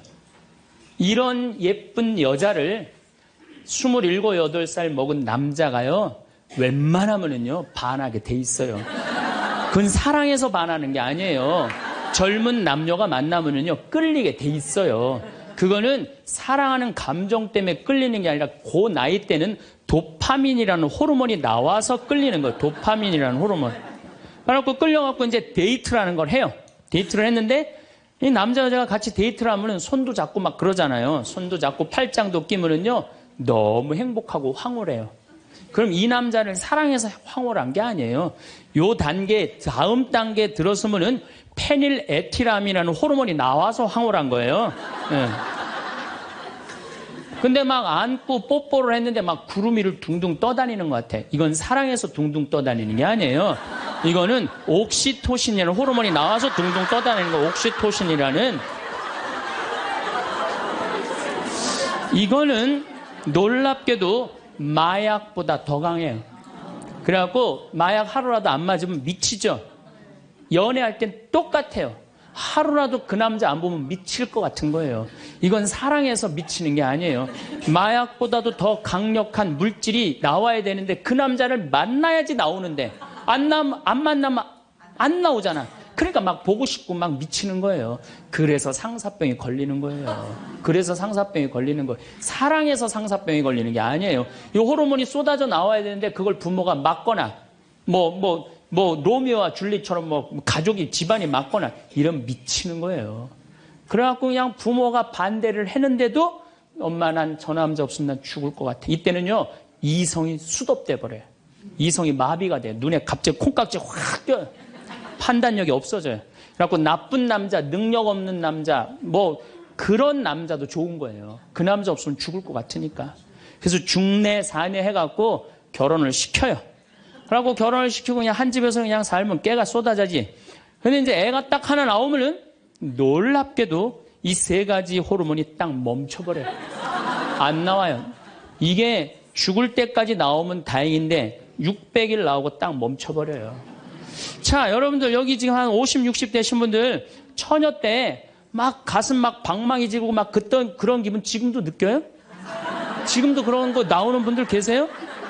그거는요 똑같은 사람인데요 호르몬의 문제예요. 호르몬의 문제예요. 이거는 우리가 이해하지 못하는 건데 아주 중요한 거예요. 아주 중요한 거예요. 여자를 보면 막 가슴이 막 뛰고 막 손만 만져도 그냥 1년 동안 막 그 느낌이 그냥 가고 막 이러는 게 다 호르몬은 사랑 때문에 그런 게 아니라니까요.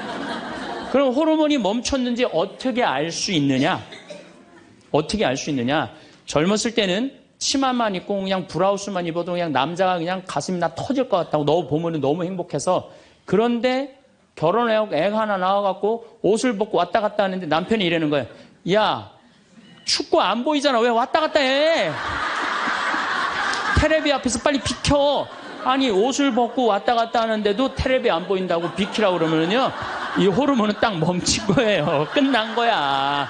이건 끝난 거예요. 근데 놀랍게도 우리가 어떤 착각을 하느냐면은 사랑이 식었다고 생각해요. 사랑이 식었다고. 그게 아니에요. 이 호르몬이 쏟아져 나올 때 하느님이 남녀를 묶어준 거예요. 그럼 결혼을 해서부터 사랑의 탑을 쌓아가야 돼. 계속 쌓아가야 돼. 근데 우리는 딱 결혼하자마자 엄마는, 이 문제는 애가 하나 나오면 여자는 옥시토신이 계속 나와요. 왜 계속 나오냐면 젖을 먹이면서 애가 막 까무락까무락 그러는 거 보면서 아장아장 걷는 거 보면서 남자 없어도 돼. 얘만 있어도 돼. 그냥 얘한테 미치는 거예요. 그럼 남자는 또 뭐를 갈구하냐면 도파민을 갈구해요. 도파민이라는 건 남녀가 처음 만났을 때 첫눈에 반하는 때 나오는 호르몬이에요. 그러니까 이제 부인한테는 안 나오는 거야. 그냥 나가서 술집에 젊은 여자한테 전전긍긍하면서 그냥 그 도파민 맛을 계속 느끼는 거예요. 그 여자는 자식 키우는데 미쳐있고 남자는 나가서 돈 버는데 바깥에서 미쳐있는 거예요. 그렇게 30년 동안 남남으로 사는 거예요. 남남으로 살다가 남자는 이제 60이 넘어갖고 사회에서 가라고 그러니까 집에 들어오고 여자는 이제 자유롭게 살라고 그랬더니 이게 뭐 완전 체인징 파트너를 하는 거야. 그래갖고 남편이 집에 들어왔고 사랑이 하나도 없는 사람, 사랑하는 사람 밥 세끼 차려주는 것도 힘든데 사랑하지도 않는 남자 밥 세끼 차려주는 거 좋아요, 나빠요? 나빠요? 좋아요? 이게 뭐 자기는 손이 없어, 발이 없어. 손 하나 까딱 안 하고 밥 세끼 차려내라면 뭐라 그러면서 차려줘요, 부엌에서. 삼식이. 이 뒷말은 내가 안 하겠어요. 방송에 나가갖고 밥 세끼 차려달란다고. 두 끼 차려달라면 뭐라 그래? 두 식이 그냥 밥 세끼 차려달라고. 그런데 옥시토신이 계속 나오는 부부들이 있어요. 결혼하고부터 같이 여행도 다니고 포장마차도 가고 산책도 다니고 서로 그냥 위해주고 이런 부부들은 60이 되면은요 남편이 이런 생각이 든대요. 나한테 시집 와줘갖고 애 낳아주고 살림 살아주고 너무 고맙다. 만지기만 해도 너무너무 행복하대요. 그런 사람들은 계속 옥시토신이 나온대요. 여자도 마찬가지래요. 여자도 내가 이 험난한 세상에 저 남자 만나서 저 남자가 바람막이 다 대주고 내가 좀 행복하게 살았다. 보면 너무너무 고마운 거야. 이 두 부부는 60이 넘어도요 서로 만지기만 해도 행복하다는 거예요.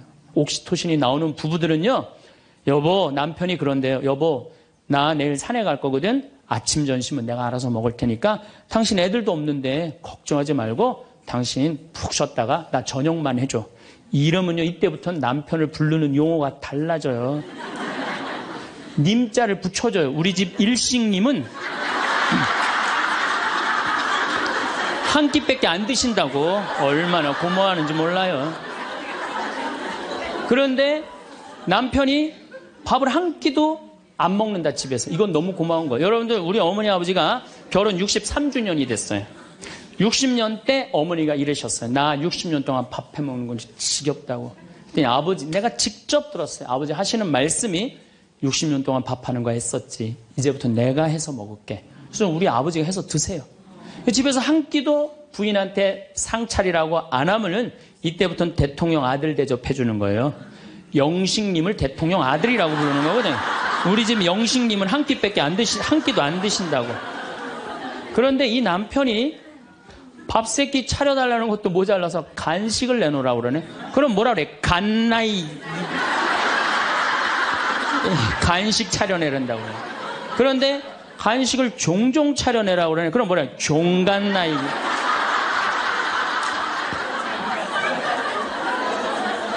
여러분들, 우리나라에서 제일 인기 있는 신랑감 1위는 송혜 선생님이라고 그래요. 송혜 선생님. 송혜 선생님은 전국 노래자랑하러 다니느냐고 생전 집에서 밥을 안 먹는데.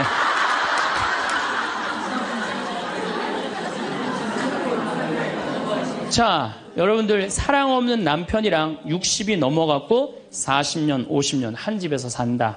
만만치 않은 일이에요. 보통 심각한 문제가 아니에요. 네. 그런데 우리는 60이 넘어서도 누구한테 미쳐있느냐면 아직도 정신 못 차려. 자식한테 미쳐있어요. 일본은 60이 넘어서 자식들 생활비 대주는 비율이 8%예요. 홍콩은 60이 넘어서 자식들 생활비 대주는 게 11%예요. 우리나라는 60이 넘어서 자식들 생활비 대주는 비율이 83%예요. 자식한테 미쳐있는 거예요.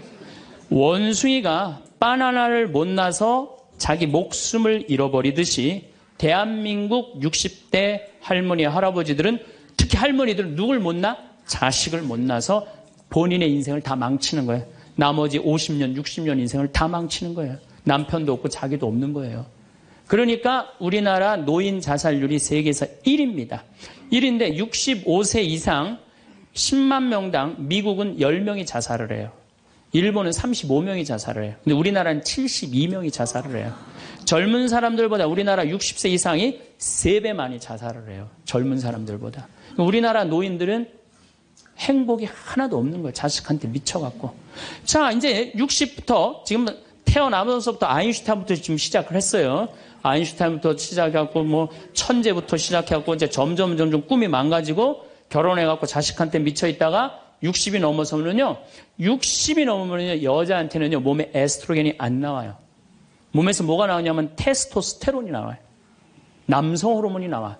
60 넘은 할머니들 보면 여자 같은 할머니 하나도 없어요. 전부 깡패 같은 할머니밖에, 깡패 같은 할머니. 내가 얼마 전에 부산에를 갔는데 택시를 탔어요. 근데 택시 기사님이 머리가 하얗신 분이야. 머리가 하얀데 내가 택시를 딱 탔는데 아유, 손님 장가 갔냐고 그래서 난 장가 안 갔다고 그랬더니 아유, 장가 안 가길 잘했다는 거예요. 그래서 무슨 소리냐 그러니까 내가 이제 환갑이 넘었는데 우리 마누라가 자식들이 전부 다 뭐 서울에 뭐 연대 나오고 그래갖고 안양에 가서 산다는 거예요. 안양에 가서 사는데 마누라는 침대를 좋아하고 자기 맨바닥이 좋대요. 그래서 잘 때 부인은 같이 텔레비를 보고 잘 때는 딸 방에 가서 잔다는 거예요. 근데 이놈은 마누라가 방에 딱 텔레비 보러 이제 자기 끝나고 자기 방에 갈 때 꼭 자기를 향해서 방구를 끼고 간다는 거, 방구를 끼고. 그래서 제발 방구 좀 끼지 말라고 그래도 들은 척도 안 한대요. 꼭 방구를 끼고 간다는 거예요. 너무너무 자존심이 상하네, 너무너무. 그러니까 60이 넘은 여자들은요, 여자 같은 여자가 없다는 거예요. 몸에 막 테스토스테론이 나오는 거야. 응. 할아버지들은 몸에서 테스토스테론이 안 나와. 에스트로겐이 나와. 조금만 말하면 막 울고, 슬픈 거 보면 막 울고 막. 할머니들은 생전 안 그러는데. 그러니까 이제 60 먹은 할머니랑 60 먹은 할아버지랑 부부싸움 하면은요, 할머니들은 안 져요. 72% 할머니들이 나는 늙은 남편 모시는 거 지겹다고 생각을 하니까 신경질이 나는 거예요. 부부싸움 하면 절대 할머니도 안 져요. 몸에 테스토스테론 흘러 넘치겠다. 애들 막 들었다 놨다 해갖고 팔뚝도 남편보다 더 굵겠다. 무서울 게 뭐 있어. 그래갖고 그냥 할아버지들하고 싸우는 거예요. 근데 문제는 여러분들은 자식들하고 살지 않습니다. 여러분들은 남편하고 삽니다. 그러면 제일 중요한 관계가 부부예요, 부부. 근데 우리는 세상에 돈 욕심, 자식 욕심 피느냐고 정말 중요한 걸 잊어먹고 사는 거예요. 정말 중요한 것. 부부간의 사랑을 잊어먹고 사는 거예요. 여러분들 이 멀리까지 인천에서, 서울에서, 수원에서 여기 오신 이유는 말씀 들으려고 오신 거 아니에요? 그렇죠? 그럼 뭔가 답을 알고 살아가는 거, 뭔가 답을 알고. 돈 많은 부잣집 아들 자살했어요. 돈 많은 부잣집 딸 자살했어요. 자살하는 사람들 얼마나 많아요, 돈 많은 사람들이. 그렇죠? 네, 가난한 사람 자살 안 해요. 돈 많아갖고 어떻게 주체를 못하는 사람들이 자살을 하는 거죠. 멕시코의 어떤 미국 하버드 MBA를 한 금융가가 휴가를 갔어요. 조그만 해안가 휴가를 갔는데 어부가 난 물고기 잡으러 나가겠다고 그 집에서 쉬었는데 물고기를 잡으러 나갔는데 2시간 만에 들어온 거야. 물고기를 20마리를 너무너무 싱싱한 걸 잡아 들어왔어요. 그래서 금융가가 물어봤어요. 당신 뭐 벌써 들어왔느냐고. 그랬더니 그 어부 하는 말이 나는 20마리면 된다고. 나 왜 이렇게 일찍 들어왔냐고 그러니까 나 애들하고 놀고 마누라하고 음식 차려서 먹고 낮잠 자고 저녁에는 저기 뭐 식당에 가갖고 데큘라 한잔하고 기타 치고 놀으려고 난 왔다고. 그랬더니 이 MBA 한 금융가가 그 어부를 한심하게 쳐다보면서 이렇게 말을 합니다. 당신 왜 그러고 사냐? 당신 지금 2시간에 그렇게 20마리 잡으면 8시간 일하면은 아니 뭐 거의 뭐 100마리, 200마리 잡을 수 있는데 그거 잡아갖고 배를 한 척 더 큰 걸 사라. 그래갖고 조금만 일을 열심히 하면은 5척을 살 수 있다. 그래갖고 그거 5척을 사갖고 큰 배를 사라. 배를 사갖고 당신 기술이 좋으니까 이 통조림 회사를 해라. 통조림 회사를 해갖고 이 회사를 참 막 물건을 팔아라. 그래갖고 여기서 살지 말고 맨하탄에 가라. 뉴욕. 맨하탄에 오면 내가 다 코치를 해줄 테니까. 그 맨하탄에서 그 다 꾸민 거를 주식을 딱 팔아갖고 백만장자가 돼서 다시 와서 당신 행복하게 살면 되지. 왜 이 20마리 겨우 잡고 들어오느냐고. 그랬더니 어부가 물어봤어요.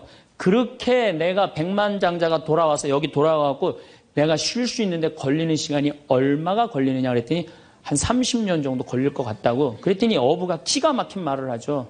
난 지금 그러고 있는데 내가 뭐하러 30년 동안 고생을 해야 되느냐 이거예요. 그러니까 이 어부한테는 돈이 행복을 주지 않는다고 생각을 한 거예요. 내가 지금 내 아이랑 부인이랑 행복하게 살면 되는데 뭐하러 욕심을 피고 사느냐는 거예요. 그러니까 여러분들이 고통스러운 이유가 뭔지 아세요? 욕심 필 때 고통스러운 거. 인생 쫙 돌아보실 때 언제 여러분들이 괴로운지 아세요?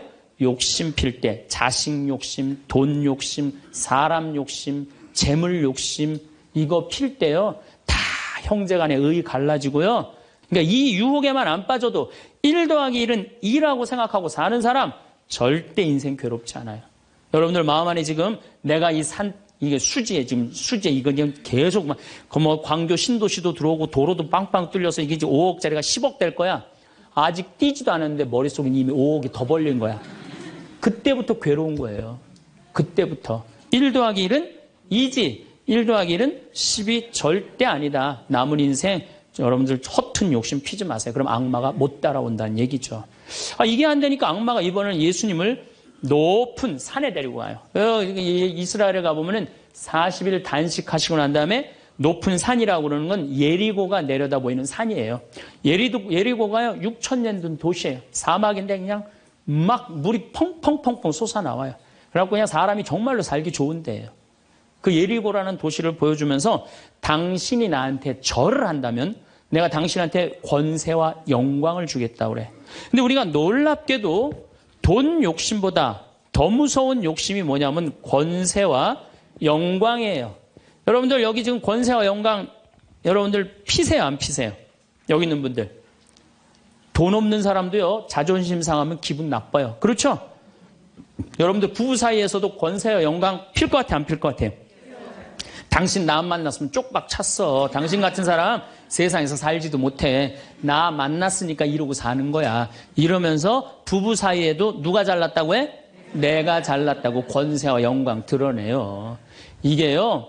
돈 없는 사람도 받는 유혹이 권세와 영광이에요. 이거 국회의원 대통령만 받는 게 아니에요.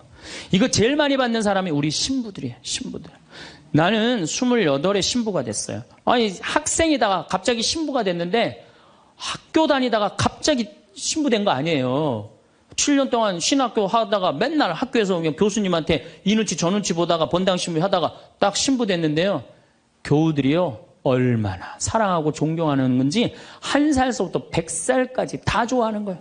1살짜리는 엄마가 데리고 와서 우리 애 좀 만져달라고 그러고 90살 먹은 할머니는 허리가 구부러졌는데 또 구부러가면서 신부님 손 한번 만지자고. 아니 그 젊은 나이에 어떻게 그렇게 존경받아요. 나는 판검사 그렇게 존경 못 받는다고 생각해요. 우리 신부니까 그렇게 존경을 받는 거예요. 예수님은 나는 섬김을 받으러 온 것이 아니라 섬기러 왔다고 그랬는데 이제 내가 섬김을 받는 입장에 들어서는 거죠. 제가 31살에 평택 비전동이라는 성당에 본당 신부가 됐어요. 교우가 한 4,000명 되는데 뭐 아주 교우들이 착하고 아파트촌이라 그냥 돈도 너무너무 많이 내갖고 예산도 저 시골 교구보다 더 많았어요. 본당 예산이. 갔더니 교우들이 나보러 신부님 훌륭하십니다. 똑똑하십니다. 위대하십니다. 영민하십니다. 말마다 그런 얘기를 하는 거예요.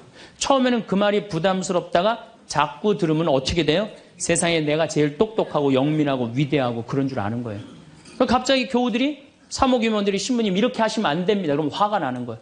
왜 화가 날까요? 훌륭하고 똑똑하고 위대하고 영민한 내가 결정한 건데 어디다 나한테 반기를 드느냐 이거예요. 악마의 이 낚시에 딱 걸리는 거죠.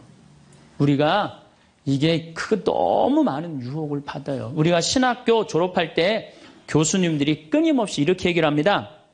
예수님이 예루살렘에 입성할 때 당나귀를 타고 입성을 해요. 그렇죠? 낙이라는 게 얼마나 볼품없어요. 말은 타면은요 기분이 너무너무 좋아요. 근데 당나귀는 참 내가 기분이 나빠. 당나귀를 타면은. 그러니까 사람들이 욕을 할 때도 덩키 그러잖아요. 외국에서도 그렇고. 당나귀는 사람을 무시하는 거예요. 당나귀 같다는 사람. 근데 이 당나귀에 그냥 예수님이 딱 올라타니까 예루살렘에 들어가니까 막 사람들이 막 옷을 벗고 막 환호를 하고 빨마가지를 흔들으니까 이 당나귀가 너무 신이 난 거예요. 이야, 드디어 나의 가치를 알아보는구나. 사람들이. 여러분들, 당나귀 보고 사람들이 손을 흔들었어요? 예수님 보고 사람들이 손을 흔들었어요? 예수님 보고 흔들었죠? 우리 신부들도 똑같아요. 나 때문에 교우들이 나 존경해 주는 거라고 난 생각하지 않아요. 누구 때문에 존경해 주는 거예요? 내 뒤에 있는 예수님. 만약에 내 뒤에 예수님이 없다면은 나 세상에 나가면요 쳐다도 안 봐요. 거들떠도 안 봐요. 그런데 처음인 걸 잘 알아요. 그런데 1년이 지나고 2년이 지나고 5년이 지나면요 내 뒤에 예수님은 온데간데 없고 누구만 남아? 나만 남는 거예요. 악마가 나한테 절을 하면 권세와 영광을 주겠다는 거 똑같은 거죠. 제가 작년에 뉴욕 퀸즈라는 분당에 강의를 갔어요. 강의를 갔는데 교우들이 진짜 많이 왔어요. 지하에서 1층으로 올라오는 엘리베이터가 10명이 타는데 20명이 타고 엘리베이터가 꼈어요. 하고 911이 와서 막 전화해갖고 911이 엘리베이터에 있는 사람들 다 꺼냈어요. 그럼 하여튼 난리가 났어요. 이번 2월 달에 70 먹은 아주머니, 아주 예쁘게 생기고 곱게 생겼어요. 요즘 70 먹어도 정말로 아줌마야. 아줌마가 딱 와서 신부님 제가 뉴욕 퀸즈에서 왔습니다.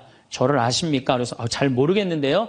제가요 누구냐면요 신부님 강의 오셨을 때 엘리베이터에 낀 여자입니다. 그리고 왔어.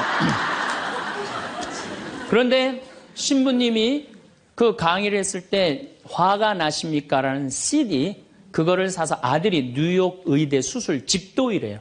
대단한 거죠. NYU 대학의 수술 집도이면. 근데 우울증이 있었는데 그걸 출퇴근에 듣고 다니면서 맨날 웃어서 우울증이 없어졌다는 거예요. 그러니까 아들이 한국에 돌아가면은 꼭 평창에 가고 신부님한테 고맙다고 얘기하라고. 내가 그 정도로 대단했다는 얘기예요. 네. 그래갖고 이제 강의가 끝나고 그 가브리엘 신부님이라고 1.5세 신부님인데 아주 정말로 젠틀한 신부님이야. 같이 이제 사제관을 가는데 여자 하나가 따라오는데 미국 여자가 따라오는 거예요. 영어로 막 떠드는 거예요. 뭐라고. 대충 그런 얘기예요. 자기는 한국말을 모르는데 신부님 강의에 감동받았다는 거예요. 이야, 내 강의 이제 감동 받다 못해 이제 미국 여자까지 내 강의 감동을 받는구나. 고맙다고. 근데 본당 신부님 자꾸 빨리 가재는 거예요. 기분이 나쁘더라고요. 지금 미국 여자가 내 강의 감동받아서 얘기하자는데 말 끊으니까. 그래도 어떻게 본당 신부님 최고 아니에요. 나는 초청 받아서 간 사람이고. 그래서 다음에 얘기하자고 고맙다. 그리고 신부님하고 사제관으로 가는데 신부님이 그 여자가 안 보이니까 나한테 하는 소리가 신부님 저 여자 이거라고 이거. 우리가 한번 권세와 영광을 추구하다 보면요 미친 여자가 주는 것도 덥석덥석 받아먹는 게 인간이에요. 미친 여자가 주는 것도 덥석덥석 받아먹는 게 인간이에요. 여러분들 지금 대통령은 아니더라도 전 대통령들 청와대에 들어갈 때 보면 다 70% 지지율이 들어갈 때 근데 나올 땐 전부 똑같이 10%대였어. 다. 왜 10%대로 떨어질까요? 5년 동안 밑에 있는 사람들이 훌륭하십니다. 대단하십니다. 위대하십니다. 영민하십니다. 5년 동안 들으면요. 5년째 판단력이 흐려지는 거예요. 5년째. 요즘 대통령, 지금 대통령 어떤지 모르겠어요. 나는 그 내곡동 산 거 보면은 왔다 갔다 하는 것 같아요. 느낌이. 네. 5년 동안 그런 소리만 들으면요. 우리가 흔들리게 돼 있어요. 그런데 이거는 대통령뿐만 아니라 저나 여러분들이나 누구에게나 빠질 수 있는 유혹이야. 나 없으면은 이 집 망한다. 나 없으면 우리 사목회 망한다. 나 없으면 우리 구역 망한다. 나 없으면 우리 레지오 망한다. 나 없으면은 우리 성모회 망한다. 절대 그런 생각하지 마세요. 없어져도요 잘 돌아가요. 제가 홍콩에 가갖고 인도 신부 이렇게 이제 강의를 들은 적이 있어요. 근데 그 신부님이 참 재미난 얘기를 하더라고요.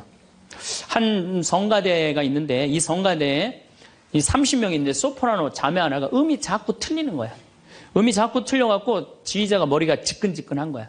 그래서 본당 신부님을 찾아갔어요. 신부님, 우리 성가대에 소프라노 하나가 있는데 음도 틀리고 박자도 틀려갖고 성가대가 안 된다. 그러니까 신부님 제발 그 여자 좀 관두게 해라. 신부님 화가 났어요. 그래? 알았어. 내가 관두게 할게. 라고 불렀어요. 당신 때문에 30명 성가대가 안 된대잖아. 당신 좀 성가대 좀 관둬라. 30명을 위해서. 그랬더니 소프라노 단원이 한 말이 있어요. 좋다. 내가 관둬서 30명이 잘 된다면 나도 요구 조건이 하나 있다. 그게 뭐냐 그랬더니 신부님도 우리 3,000명 좀 잘 돼보게 좀 관둬라 좀. 여러분들 우리가요 본당 신부님들도 간혹 나 아니면 이 성당 못 짓는다고 그렇게 생각하는 분들 계신데 없어도 돌아가요. 돌아가게 돼 있어요. 여러분들도 제발 나 없으면 무너진다 이런 생각하지 말고 좀 겸손한. 그래서 여기 계신 분들 혹시 고향이 삼척인 분들 안 계세요? 아는 척, 가진 척, 잘난 척. 이 고향 삼척인 분 혹시 안 계세요? 많을 거예요. 보면은 아는 척하는 교우들 많아요. 뭐 얘기만 나오면 그냥 자기가 뭐 다 아는 것처럼 그냥 다른 사람 말도 못하게 그냥 자기가 다 말하는 사람 있어요, 없어요?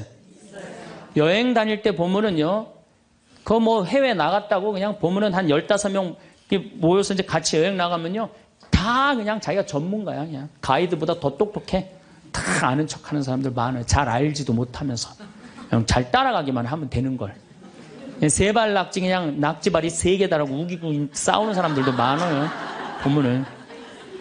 제가 한 번은 서울 모본당에 강의를 갔어요. 강의를 갔는데 이 강의를 하려고 그러는데 마이크를 딱 잡았는데 마이크가 안 나오는 거예요.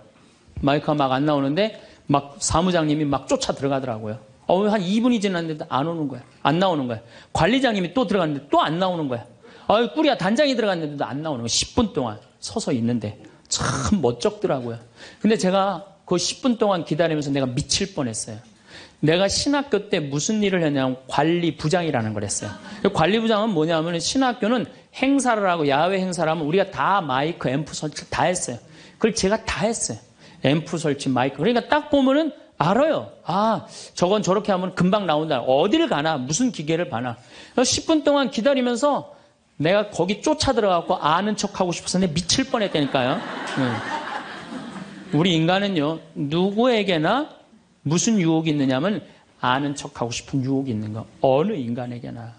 그게 나만 있는 게 아니라 여러분들도 다 있다는 거예요. 다. 근데 여기에는 무서운 게 있어요. 뭐 무서운 게 있냐면 내가 아는 척을 하면서 다른 사람을 무시하는 거예요. 교우들 무시하고 같이 사는 공동체 무시하고 듣지 않는 거예요. 아는 척 하려고 그럴 때 남의 얘기를 듣지 않을 때 아는 척하는 분들 악마의 유혹에 넘어가는 분들이죠. 또 가진 척하는 분들 이것도 뭐 그냥 전세 살면서 시계 막 롤렉스, 까르띠에 막 이런 거 차고 다니는 교우들 많아요. 예. 가방. 우리나라가 4대 명품 시장이래잖아요. 가방도 보면 막 300만 원짜리 막 들고 다니는 자매들 많죠. 남편 월급이 300만 원인데 그걸 가방으로 바꿔갖고 한 달 내내 들고 다니는 거야. 한 달 내내. 예. 내가 밍크 코트를 하나 샀어. 밍크 코트를 샀는데 이거 한 번 1,000만 원짜리인데 이거 입고 한번 성당에 나가야 되는데 이놈은 지구 온난화 때문에 왜 이렇게 겨울에 안 추워? 제발 좀 추워야지 한번 입고 나가는데 그래갖고 그냥 밍크 코트 입고 기다리다가 1월 말에 어떻게 하고 입고 나가면 속에는 그냥 민소매 소대낫이 입고 그냥 속 치마 입고 그리고 그냥 밍크 코트 입고 나가는 사람들 많아요. 제가 우리 앞으로 뭐 내년 1월 15일 날 전력이 뭐 샷다운 된다고 그러잖아요. 예. 그런데 보면은요 호텔이나 백화점에 겨울에 가보면요 다 반팔 입고 다녀요. 정신 나간 거죠. 예. 가진 척. 그냥 겨울에 벗고 다니는 게 가진 척 하는 거 아닌데. 예. 아는 척, 가진 척. 이거 다 해서 뭐 하고 싶어요? 잘난 척 하고 싶은 거예요. 여러분들 제일 꼴보기 싫은 게 뭐예요? 잘난 척 하는 거죠? 예. 이쁜 여자들이 그냥 이쁜 척 하는 거. 이거 진짜 꼴보기 싫은 거죠. 예. 근데 이쁘지도 않은데 이쁜 척 하면 더 꼴보기 싫죠?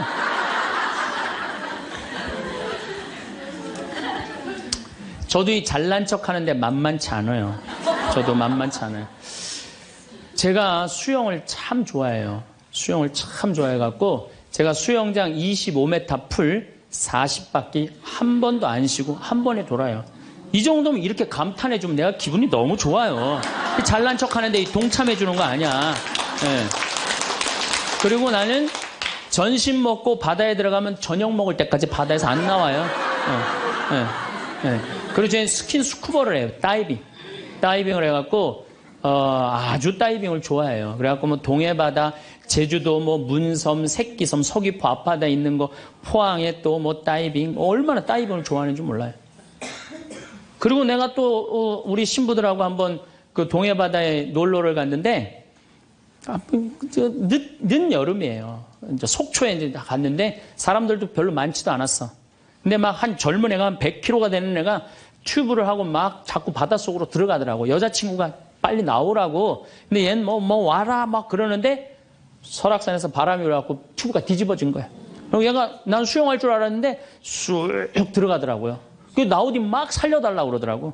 또 쑥 들어가는데 또 아무도 안 가더라고. 그래도 뭐 어떻게 해. 신부인데. 그래갖고 그냥 내가 막 쫓아 들어갔어요. 그랬더니 뭐 또 여기서 야 튜브 갖고 들어가. 걱정하지 마. 그래갖고 가보니까 너무 살이 찐 거예요. 그래갖고 그냥 다시 그냥 나와갖고 튜브를 다시 갖고 들어가갖고 목을 걸어갖고 끌고 나와갖고 물을 얼마나 얘가 토해냈는지 그 여자친구가 내가 너 때문에 못 쓴다고 막 때리고 그러는데 야 내가 죽은 사람도 내가 건져냈는데 술만 먹으면 이제 교우들한테 자랑을 하는 거예요. 내가 이런 사람이라고. 응. 근데 여자 하나가 신부님 훌륭하십니다. 대단하십니다. 여러분들처럼. 그럼 내가 얼마나 기분이 좋아요. 나는 수영장 이 25m 풀 40바퀴 한 번도 안 쉰다니까 그 여자 한다는 소리가 자기는 25m 풀 100바퀴 한 번도 안 쉰다는 거야. 아니 그럴 때 교우가 신부가 그렇게 말하면은 아우 신부님 대단하십니다. 그럼 얼마나 좋아요. 자기도 이제 잘난 척 하고 싶은 거지. 머리채를 다 확 젖뜯고 싶더라고요. 내가 또 질 수 있어? 아니, 나는 내가 신학교 때 단축 마라톤 내가 12km 토요일마다 맨날 뛰었다니까 자기는 42.195km 10번 완주패가 있다는 거예요. 우리가 한번 잘난 척 하기 시작하면 어떤 현상이 일어나느냐 하면은 내가 아는 유명한 사람, 내가 아는 유명한 정치인, 별 얘기를 다 해요. 다 끄집어내. 내 것도 아닌데. 지기 싫은 거지. 예. 그래갖고 이 잘난 척이 악마의 유혹에 넘어가는 거예요. 그런데 정말로 훌륭한 건 아는 것도 많고 가진 것도 많고 잘난 것도 많은데 주일날 반도 되고 차량 주차 봉사하는 형제들. 여기 내가 정말 부자야. 남편도 대단해. 그런데 그런 거 티 한 번 안 내고 성모에 설거지하는 자매들. 구역장 반장 봉사하는 자매들. 난 이분들이 훌륭한 분들이라고 생각해요.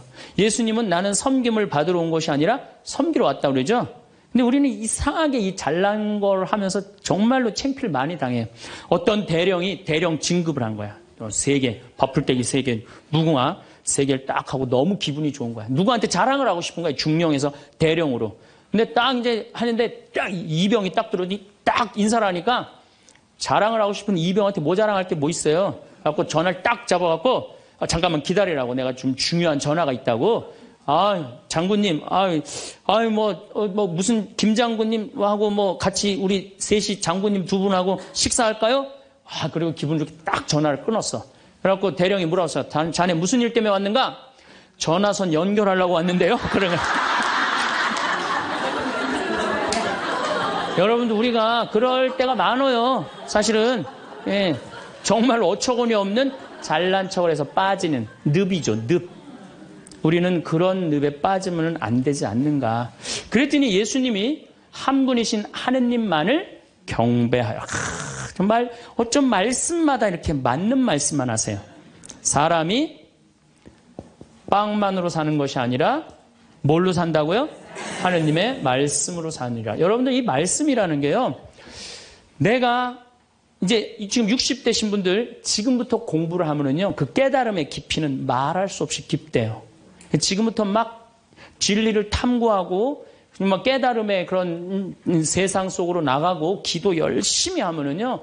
여러분들은 말할 수 없는 깊은 세계에 빠져들 수 있다는 거예요. 예수님 말씀으로 사느니라 이 말씀 맞는 얘기예요. 돌더러 빵이 되라고 그러는 거. 나한테 절을 하면 뭘 준다고? 권세와 영광을 준다고 그러니까 뭐라 그래? 한 분이신 하느님만을 경배하라. 여러분들 성당에 나와갖고요, 하느님 경배 안 하고 자기 경배하라고 그러는 분들 많아요. 제가 좀 죄송한 얘기지만은 본당 전국 우리나라 본당 얼마나 만에 강의를 다니겠어요. 1년에 300회를 강의를 다니니까. 근데 가보면은 정말로 당황스러운 사목회장님들이 있어요. 어떤 사목회장님들이 있느냐면 꼭 본당 신부 옆에 꼭 차를 세워놔. 근데 그 사목회장님 참 벤치야.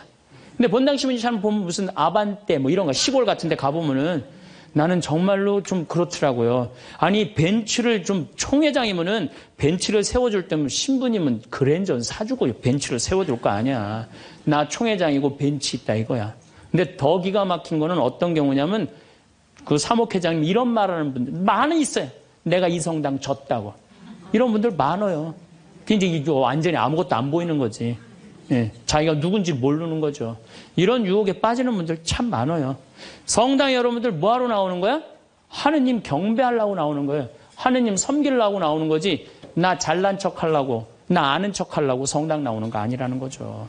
그래서 이 유혹에 여러분들 빠지시면은 절대 안 된다. 요즘 들어 이런 생각 해보신 적 있나요? 내 남은 인생은 어떻게 살아야 할까? 은퇴 후 돈은 충분할까? 건강은 괜찮을까? 자식에게 의지하지 않고도 편하게 살 수 있을까? 많은 분들이 은퇴 후를 걱정하지만 막상 준비는 막연하고 어렵게 느껴집니다. 오늘 영상에서는 실제 생활에서 바로 적용할 수 있는 현실적인 노후 준비 방법 10가지를 살펴보겠습니다. 돈, 건강, 집, 인간관계, 마음까지 하나하나 꼼꼼하게 점검할 수 있는 방법을 알려드릴 거예요. 이 영상을 끝까지 보면 노후 준비가 막막하다는 생각에서 벗어나 오늘 당장 실천할 수 있는 작은 방법들을 알게 됩니다. 그리고 남은 인생을 조금 더 편안하고 여유 있게 설계할 수 있습니다. 1. 건강 통장을 만들어라. 건강은 노후의 가장 큰 자산입니다. 돈이 아무리 많아도 몸이 따라주지 않으면 소용이 없습니다. 60대 초반까진 괜찮지만 70대가 되면 관절, 혈압, 치아, 기억력 등 한꺼번에 무너지는 경우가 많습니다. 예를 들어 평생 식당을 운영했던 한 할머니는 무릎 부상으로 일을 그만두게 되었고 그때부터 수입이 0원이 되었죠. 그래서 건강을 돈처럼 쌓는다는 마음으로 관리해야 합니다. 매일 30분 걷기, 주 2회 스트레칭, 정기검진은 반드시 받으세요. 영양제와 균형 잡힌 식사도 중요합니다. 건강을 미리 챙기는 것이 나중에 병원비와 불안을 줄이는 가장 현실적인 준비입니다. 2. 돈의 흐름을 단순하게 정리하라. 나이가 들수록 머리와 기억력은 예전 같지 않습니다. 통장, 카드, 보험이 많으면 돈 관리가 점점 어려워집니다. 70대 어르신 중 통장이 7개 이상인 경우도 있는데 병원비, 관리비가 빠져나가고 나면 어디서 얼마가 빠졌는지 본인도 모르는 경우가 많습니다. 통장은 생활비 통장, 비상금 통장, 예금 통장 3개 정도면 충분합니다. 그리고 고정지출은 자동이체로 묶어두세요. 이렇게만 해도 관리 부담이 크게 줄고 실제 생활비와 의료비를 계획적으로 관리할 수 있습니다. 3. 자녀와 금전 관계를 분리하라. 많은 부모가 자식에게 마지막까지 도와줘야지 생각하지만 이게 오히려 본인 노후를 무너뜨립니다. 70대 부부가 아들 집 전세자금 5천만 원을 빌려줬지만 5년이 지나도 돌려받지 못했고 병원비 때문에 빚까지 내야 했습니다. 노후 자금은 내 생명 유지비라고 생각하세요. 자녀와 돈을 나눌 때는 도와주는 게 아니라 내 노후를 지키는 것이다. 라는 생각을 잊지 마세요. 작은 금액이라도 매달 자신이 관리하면 자녀에게 의존하지 않고 안정적인 삶을 살 수 있습니다. 4. 가벼운 일거리를 준비하라. 60세 이후 직장을 완전히 그만두면 하루가 너무 길어집니다. 활동이 줄어들면 노화가 빨리 옵니다. 노인 일자리는 다양합니다.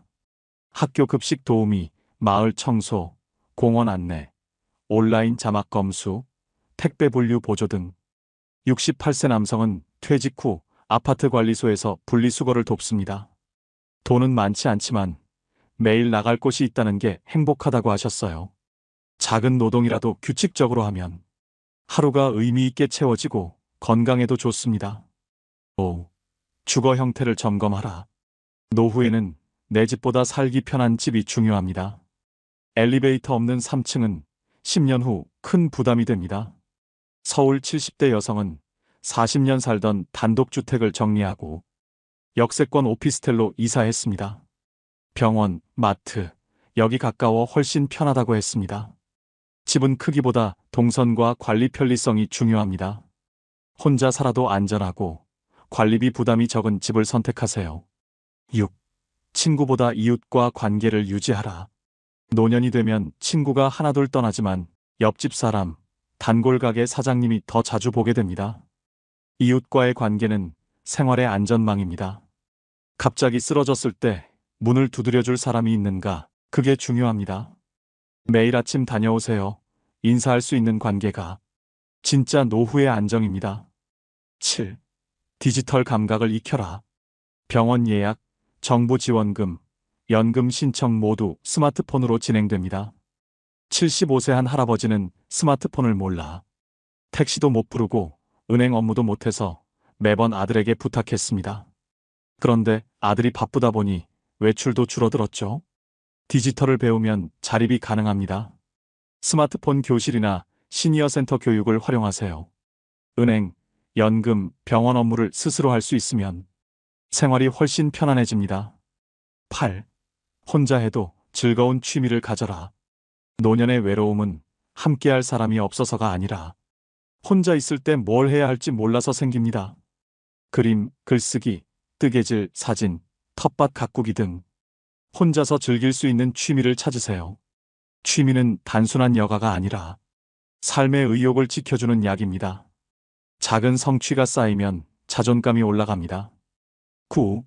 마음의 준비를 하라. 노후는 잃는 시기이기도 합니다. 직장, 역할, 건강, 친구 하나씩 떠나보내야 합니다. 그럴 때 나는 이제 쓸모없나? 하는 생각이 들지만 삶의 의미는 일이 아니라 태도에서 나옵니다. 하루에 한 가지라도 감사한 일을 기록하세요. 날씨, 사람, 건강, 음식, 작은 순간. 이런 사소한 순간이 마음의 연금이 됩니다. 10. 나를 표현할 공간을 가져라. 70대, 80대에도 유튜브, 블로그, 손편지 등으로 자신의 이야기를 기록할 수 있습니다. 이건 단순한 취미가 아니라 자존감의 복원입니다. 나는 살아있고 나의 이야기는 여전히 가치 있다. 이 마음을 잃지 않는 것이 가장 현실적이고 단단한 노후 준비입니다. 노후는 피할 수 있는 것이 아니라 준비할 수 있는 인생의 마지막 기회입니다. 돈, 건강, 관계, 마음. 이 네 가지를 꾸준히 챙기면 나이 들어서도 불안한 노인이 아니라 평온한 어른으로 살 수 있습니다. 오늘 소개한 방법들 중 하나라도 오늘 당장 실천해 보세요. 작은 습관이 쌓이면 5년, 10년 후 여러분의 삶이 달라집니다. 은퇴 후 자유로운 시간을 즐기는 분도 있지만 어떤 분들은 하루하루가 공허하게 흘러 점점 폐인처럼 살아가기도 합니다. 자유로운 시간은 분명 행복할 수 있지만 규칙, 사람, 목표가 사라지면 삶이 무기력하게 변할 위험이 있습니다. 오늘은 은퇴 후 흔히 걸리는 폐인으로 빠지는 길 3가지를 구체적으로 살펴보겠습니다. 이 3가지를 알고 나면 내가 혹시 이 길로 가고 있는 건 아닐까? 점검할 수 있습니다. 1. 일상, 루틴이 없는 삶. 직장을 떠나면 하루가 갑자기 길어집니다. 출근이라는 규칙적인 일정이 사라지면서 시간 관리가 어려워지고 무기력감이 시작됩니다. 예를 들어 65세 한 남성은 은퇴 후 아침에 일어나 TV를 켜고 점심 먹고 낮잠, 저녁 먹고 다시 TV. 이 생활이 몇 달 지속되자 몸무게는 10kg 늘고 혈압과 혈당 수치도 나빠졌습니다. 또 다른 사례로 67세 여성은 은퇴 후 아침에 늦게 일어나 간단한 아침도 거르고 한낮에는 산책조차 하지 않았습니다. 몇 달 만에 허리 통증과 관절 통증이 생기고 의욕도 떨어져 가족과 대화조차 줄었습니다. 규칙적인 생활은 정신 건강뿐 아니라 신체 건강에도 필수적입니다. 하루 일과가 불규칙하면 수면 패턴도 깨지고 식습관도 무너져 건강 악화가 가속됩니다. 실천 방법. 하루 시작 시간을 정하고 매일 같은 시간에 기상하세요. 아침, 점심, 저녁 식사 시간을 일정하게 유지하세요. 아침에는 가벼운 스트레칭이나 걷기를 2030분 정도 하고 집안일이나 취미, 간단한 일거리 같은 작은 목표를 하루 계획에 넣으세요. 예를 들어 설거지, 빨래, 방 청소 같은 간단한 집안일도 좋습니다. 취미는 글쓰기, 독서, 뜨개질, 텃밭 가꾸기 등 무엇이든 상관없습니다. 하루를 계획대로 채우면 무기력에서 벗어나 몸과 마음 모두 규칙적인 상태를 유지할 수 있습니다. 2. 인간관계 단절. 퇴직 후에는 직장 동료와의 만남이 사라지고 사회적 관계가 급격히 줄어듭니다. 처음에는 자유롭고 좋다고 느낄 수 있지만 시간이 지나면 외로움과 우울감이 점점 커집니다.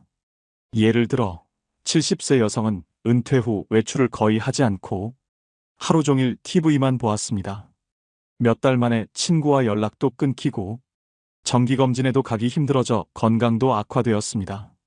또 다른 사례로 72세 남성은 직장 은퇴 후 주말마다 집에만 있었고 취미도 없고 이웃과 교류도 거의 없었습니다. 결국 가벼운 감기에도 혼자 병원을 가기 힘들었고 작은 사고가 발생했을 때 도움을 받을 사람이 없어 위험한 상황도 생겼습니다. 사회적 고립은 노후 우울증과 직결됩니다. 외로움이 쌓이면 식욕도 줄고 수면도 불규칙해집니다. 건강뿐 아니라 삶의 만족감까지 떨어집니다. 실천 방법. 정기적으로 친구, 이웃, 가족과 통화하거나 만나세요. 동호회, 시니어 센터, 지역 커뮤니티 활동도 참여하세요. 관심 있는 온라인 모임이나 소모임에 가입하는 것도 좋습니다. 하루 10분이라도 누군가에게 안부를 묻고 인사하고 짧은 대화를 나누는 습관을 들이세요. 작은 교류라도 꾸준히 이어가면 고립감을 예방하고 정신적 안정과 활력을 유지할 수 있습니다. 3. 목표와 취미가 없는 삶. 은퇴 후 가장 큰 문제는 할 일이 없는 것입니다. 직장에서는 일과 성취가 삶의 의미를 줬지만 퇴직 후에는 그 자리가 사라집니다. 목표나 취미가 없는 삶은 쉽게 공허해지고 하루하루 반복되는 무기력으로 이어집니다. 예를 들어 68세 남성은 퇴직 후 특별한 취미가 없었고 가족과도 떨어져 살았습니다. 하루 종일 TV와 스마트폰만 하다가 체중 증가, 허리 통증, 불면까지 생겼습니다. 또 다른 사례로 66세 여성은 퇴직 후에는 특별히 배우거나 시도할 일 없이 정기검진만 챙기는 수준의 생활을 했습니다. 그 결과 삶의 만족감이 낮아지고 우울감이 점점 심해졌습니다. 취미와 목표는 단순한 여가가 아니라 노후 건강과 정신력을 지키는 생명줄입니다. 실천 방법. 혼자서도 즐길 수 있는 취미를 찾아보세요. 글쓰기, 그림, 뜨개질, 사진, 텃밭 가꾸기 등 무엇이든 좋습니다. 매일, 매주, 매달 목표를 작게라도 설정하세요. 책 한 권 읽기, 새로운 요리 도전, 온라인 강의 듣기, 손편지 쓰기 같은 것도 좋습니다. 작은 성취를 매일 경험하면 은퇴 후에도 삶이 풍부해지고 페인으로 빠질 위험을 크게 줄일 수 있습니다. 무엇보다 목표를 가지고 하루를 보내면 자신의 존재감과 의미를 계속 확인할 수 있습니다. 정리하면 은퇴 후 페인으로 빠지는 길 3가지는 일상 루틴이 없는 삶, 인간관계 단절, 목표와 취미가 없는 삶. 이 3가지를 의식적으로 피하고 작은 습관과 목표, 규칙적인 생활을 유지하면 은퇴 후에도 활기 있고 의미 있는 삶을 살 수 있습니다. 노후는 피할 수 없지만 준비할 수 있습니다. 오늘 소개한 방법 중 하나라도 시작해보세요. 작은 실천이 1년, 2년 후 삶을 완전히 바꿉니다. 마지막으로 좋은 글 읽어드리면서 영상 마무리하겠습니다. 세월은 누구에게나 공평하게 흘러갑니다. 나이가 들어도 마음만은 젊게 하루하루 감사함을 느끼며 살 수 있습니다. 오늘은 노후에 들으면 마음이 편안해지고 삶을 돌아보게 하는 글들을 함께 나눠보겠습니다. 인생의 황혼은 끝이 아니라 새로운 시작이다. 지난날의 경험과 지혜를 바탕으로 이제는 나만의 시간을 더 깊이 느낄 수 있다. 예를 들어 70세 한 할머니는 은퇴 후 매일 집안을 돌보는 일만 반복했습니다. 그러다 그림을 배우기 시작했고 하루 한 장씩 그림을 완성하며 자신의 시간을 의미 있게 보낼 수 있었습니다. 작은 시작이 삶에 활력을 가져다 줍니다. 오늘의 작은 기쁨을 놓치지 마라.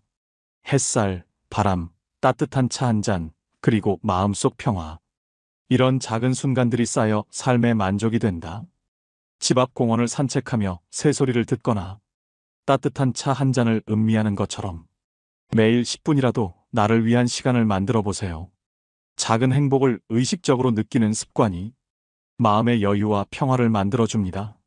나이를 먹는다는 것은 약해지는 것이 아니라 경험과 추억으로 단단해지는 것이다.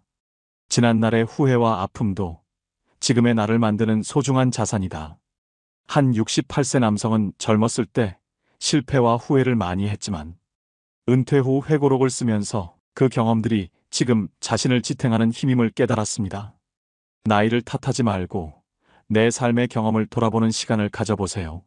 사람과의 만남을 소중히 하라. 친구, 가족, 이웃과 나누는 한마디 인사가 노년의 하루를 밝히는 등불이 된다.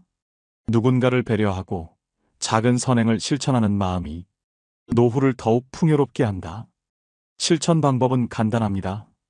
하루 한 번이라도 누군가에게 안부를 물어보거나 이웃과 짧은 대화를 나누고 작은 도움을 베풀어 보세요. 작은 관심과 친절이 마음을 따뜻하게 하고 삶의 의미를 더해줍니다. 하루하루를 의미 있게 살기 위해 큰 일이 아니어도 좋다. 책 한 권 읽기, 손으로 글쓰기, 작은 산책, 마음을 가볍게 해주는 취미가 나를 지켜주는 힘이다. 예를 들어 72세 여성은 매일 아침 짧은 글을 손으로 적는 습관을 들였습니다. 글을 쓰는 동안 과거를 정리하고 마음을 비울 수 있었죠. 취미는 단순한 여가가 아니라 삶의 활력과 정신적 건강을 지켜주는 중요한 도구입니다. 나 자신을 사랑하라. 남과 비교하지 않고 오늘의 나를 인정하고 격려하라. 나이가 들수록 자기 자신과의 대화가 가장 중요하다. 작은 실천으로는 하루 마무리 때 오늘 나는 무엇을 잘했는가? 오늘 감사한 일은 무엇인가? 자신에게 질문하고 기록해 보세요. 자신을 인정하는 순간 마음의 평화가 찾아옵니다. 은퇴와 노년은 끝이 아니라 새로운 자유의 시작이다. 더 이상 무엇을 증명할 필요 없이 오롯이 나의 선택과 삶의 즐거움에 집중할 수 있는 시간이다. 한 69세 남성은 은퇴 후 여행을 시작했습니다. 처음에는 돈과 체력이 걱정되었지만 작은 계획과 준비로 매년 한 번씩 국내외 여행을 즐기고 있습니다. 나이 들어도 새로운 경험을 시도할 수 있습니다. 자유로운 선택이 바로 노후의 행복입니다. 삶의 마지막 장은 서두르지 않아도 된다. 천천히 걸어도 잠시 쉬어도 된다. 중요한 것은 속도가 아니라 마음의 평화와 만족이다. 매일 조금씩 걸으며 주변을 살피고 잠시 쉬면서 호흡을 고르세요. 바쁘게 살 필요는 없습니다. 천천히 걸어도 마음이 편안하면 이미 충분합니다. 오늘 하루도 감사함으로 마무리하라. 숨 쉬는 것, 건강한 몸, 작은 웃음, 이 모든 것이 이미 충분한 축복임을 기억하라. 하루를 마무리하며 작은 감사일기를 쓰는 습관도 좋습니다. 한 줄이라도 괜찮습니다. 오늘 웃었다. 햇살이 좋았다. 따뜻한 차를 마셨다. 이런 작은 기록이 마음을 단단하게 하고 노후를 평화롭게 만들어줍니다. 노후는 준비만큼 마음가짐이 중요합니다. 이 글들을 마음속에 담고 하루에 한 문장씩이라도 떠올리며 살아보세요. 작은 깨달음이 쌓이면 삶의 마지막 시간은 후회가 아니라 평화와 만족으로 채워집니다. 오늘 하루 스스로에게 이렇게 말해보세요. 나는 지금 충분히 행복하고 오늘도 의미 있는 하루를 보냈다. 이 마음이 쌓이면 남은 인생은 더 여유롭고 행복하게 펼쳐집니다. 펼쳐집니다. 펼쳐집니다. 펼쳐집니다. 펼쳐집니다. 펼쳐집니다. 펼쳐집니다. 펼쳐집니다. 펼쳐집니다. 펼쳐집니다. 펼쳐집니다.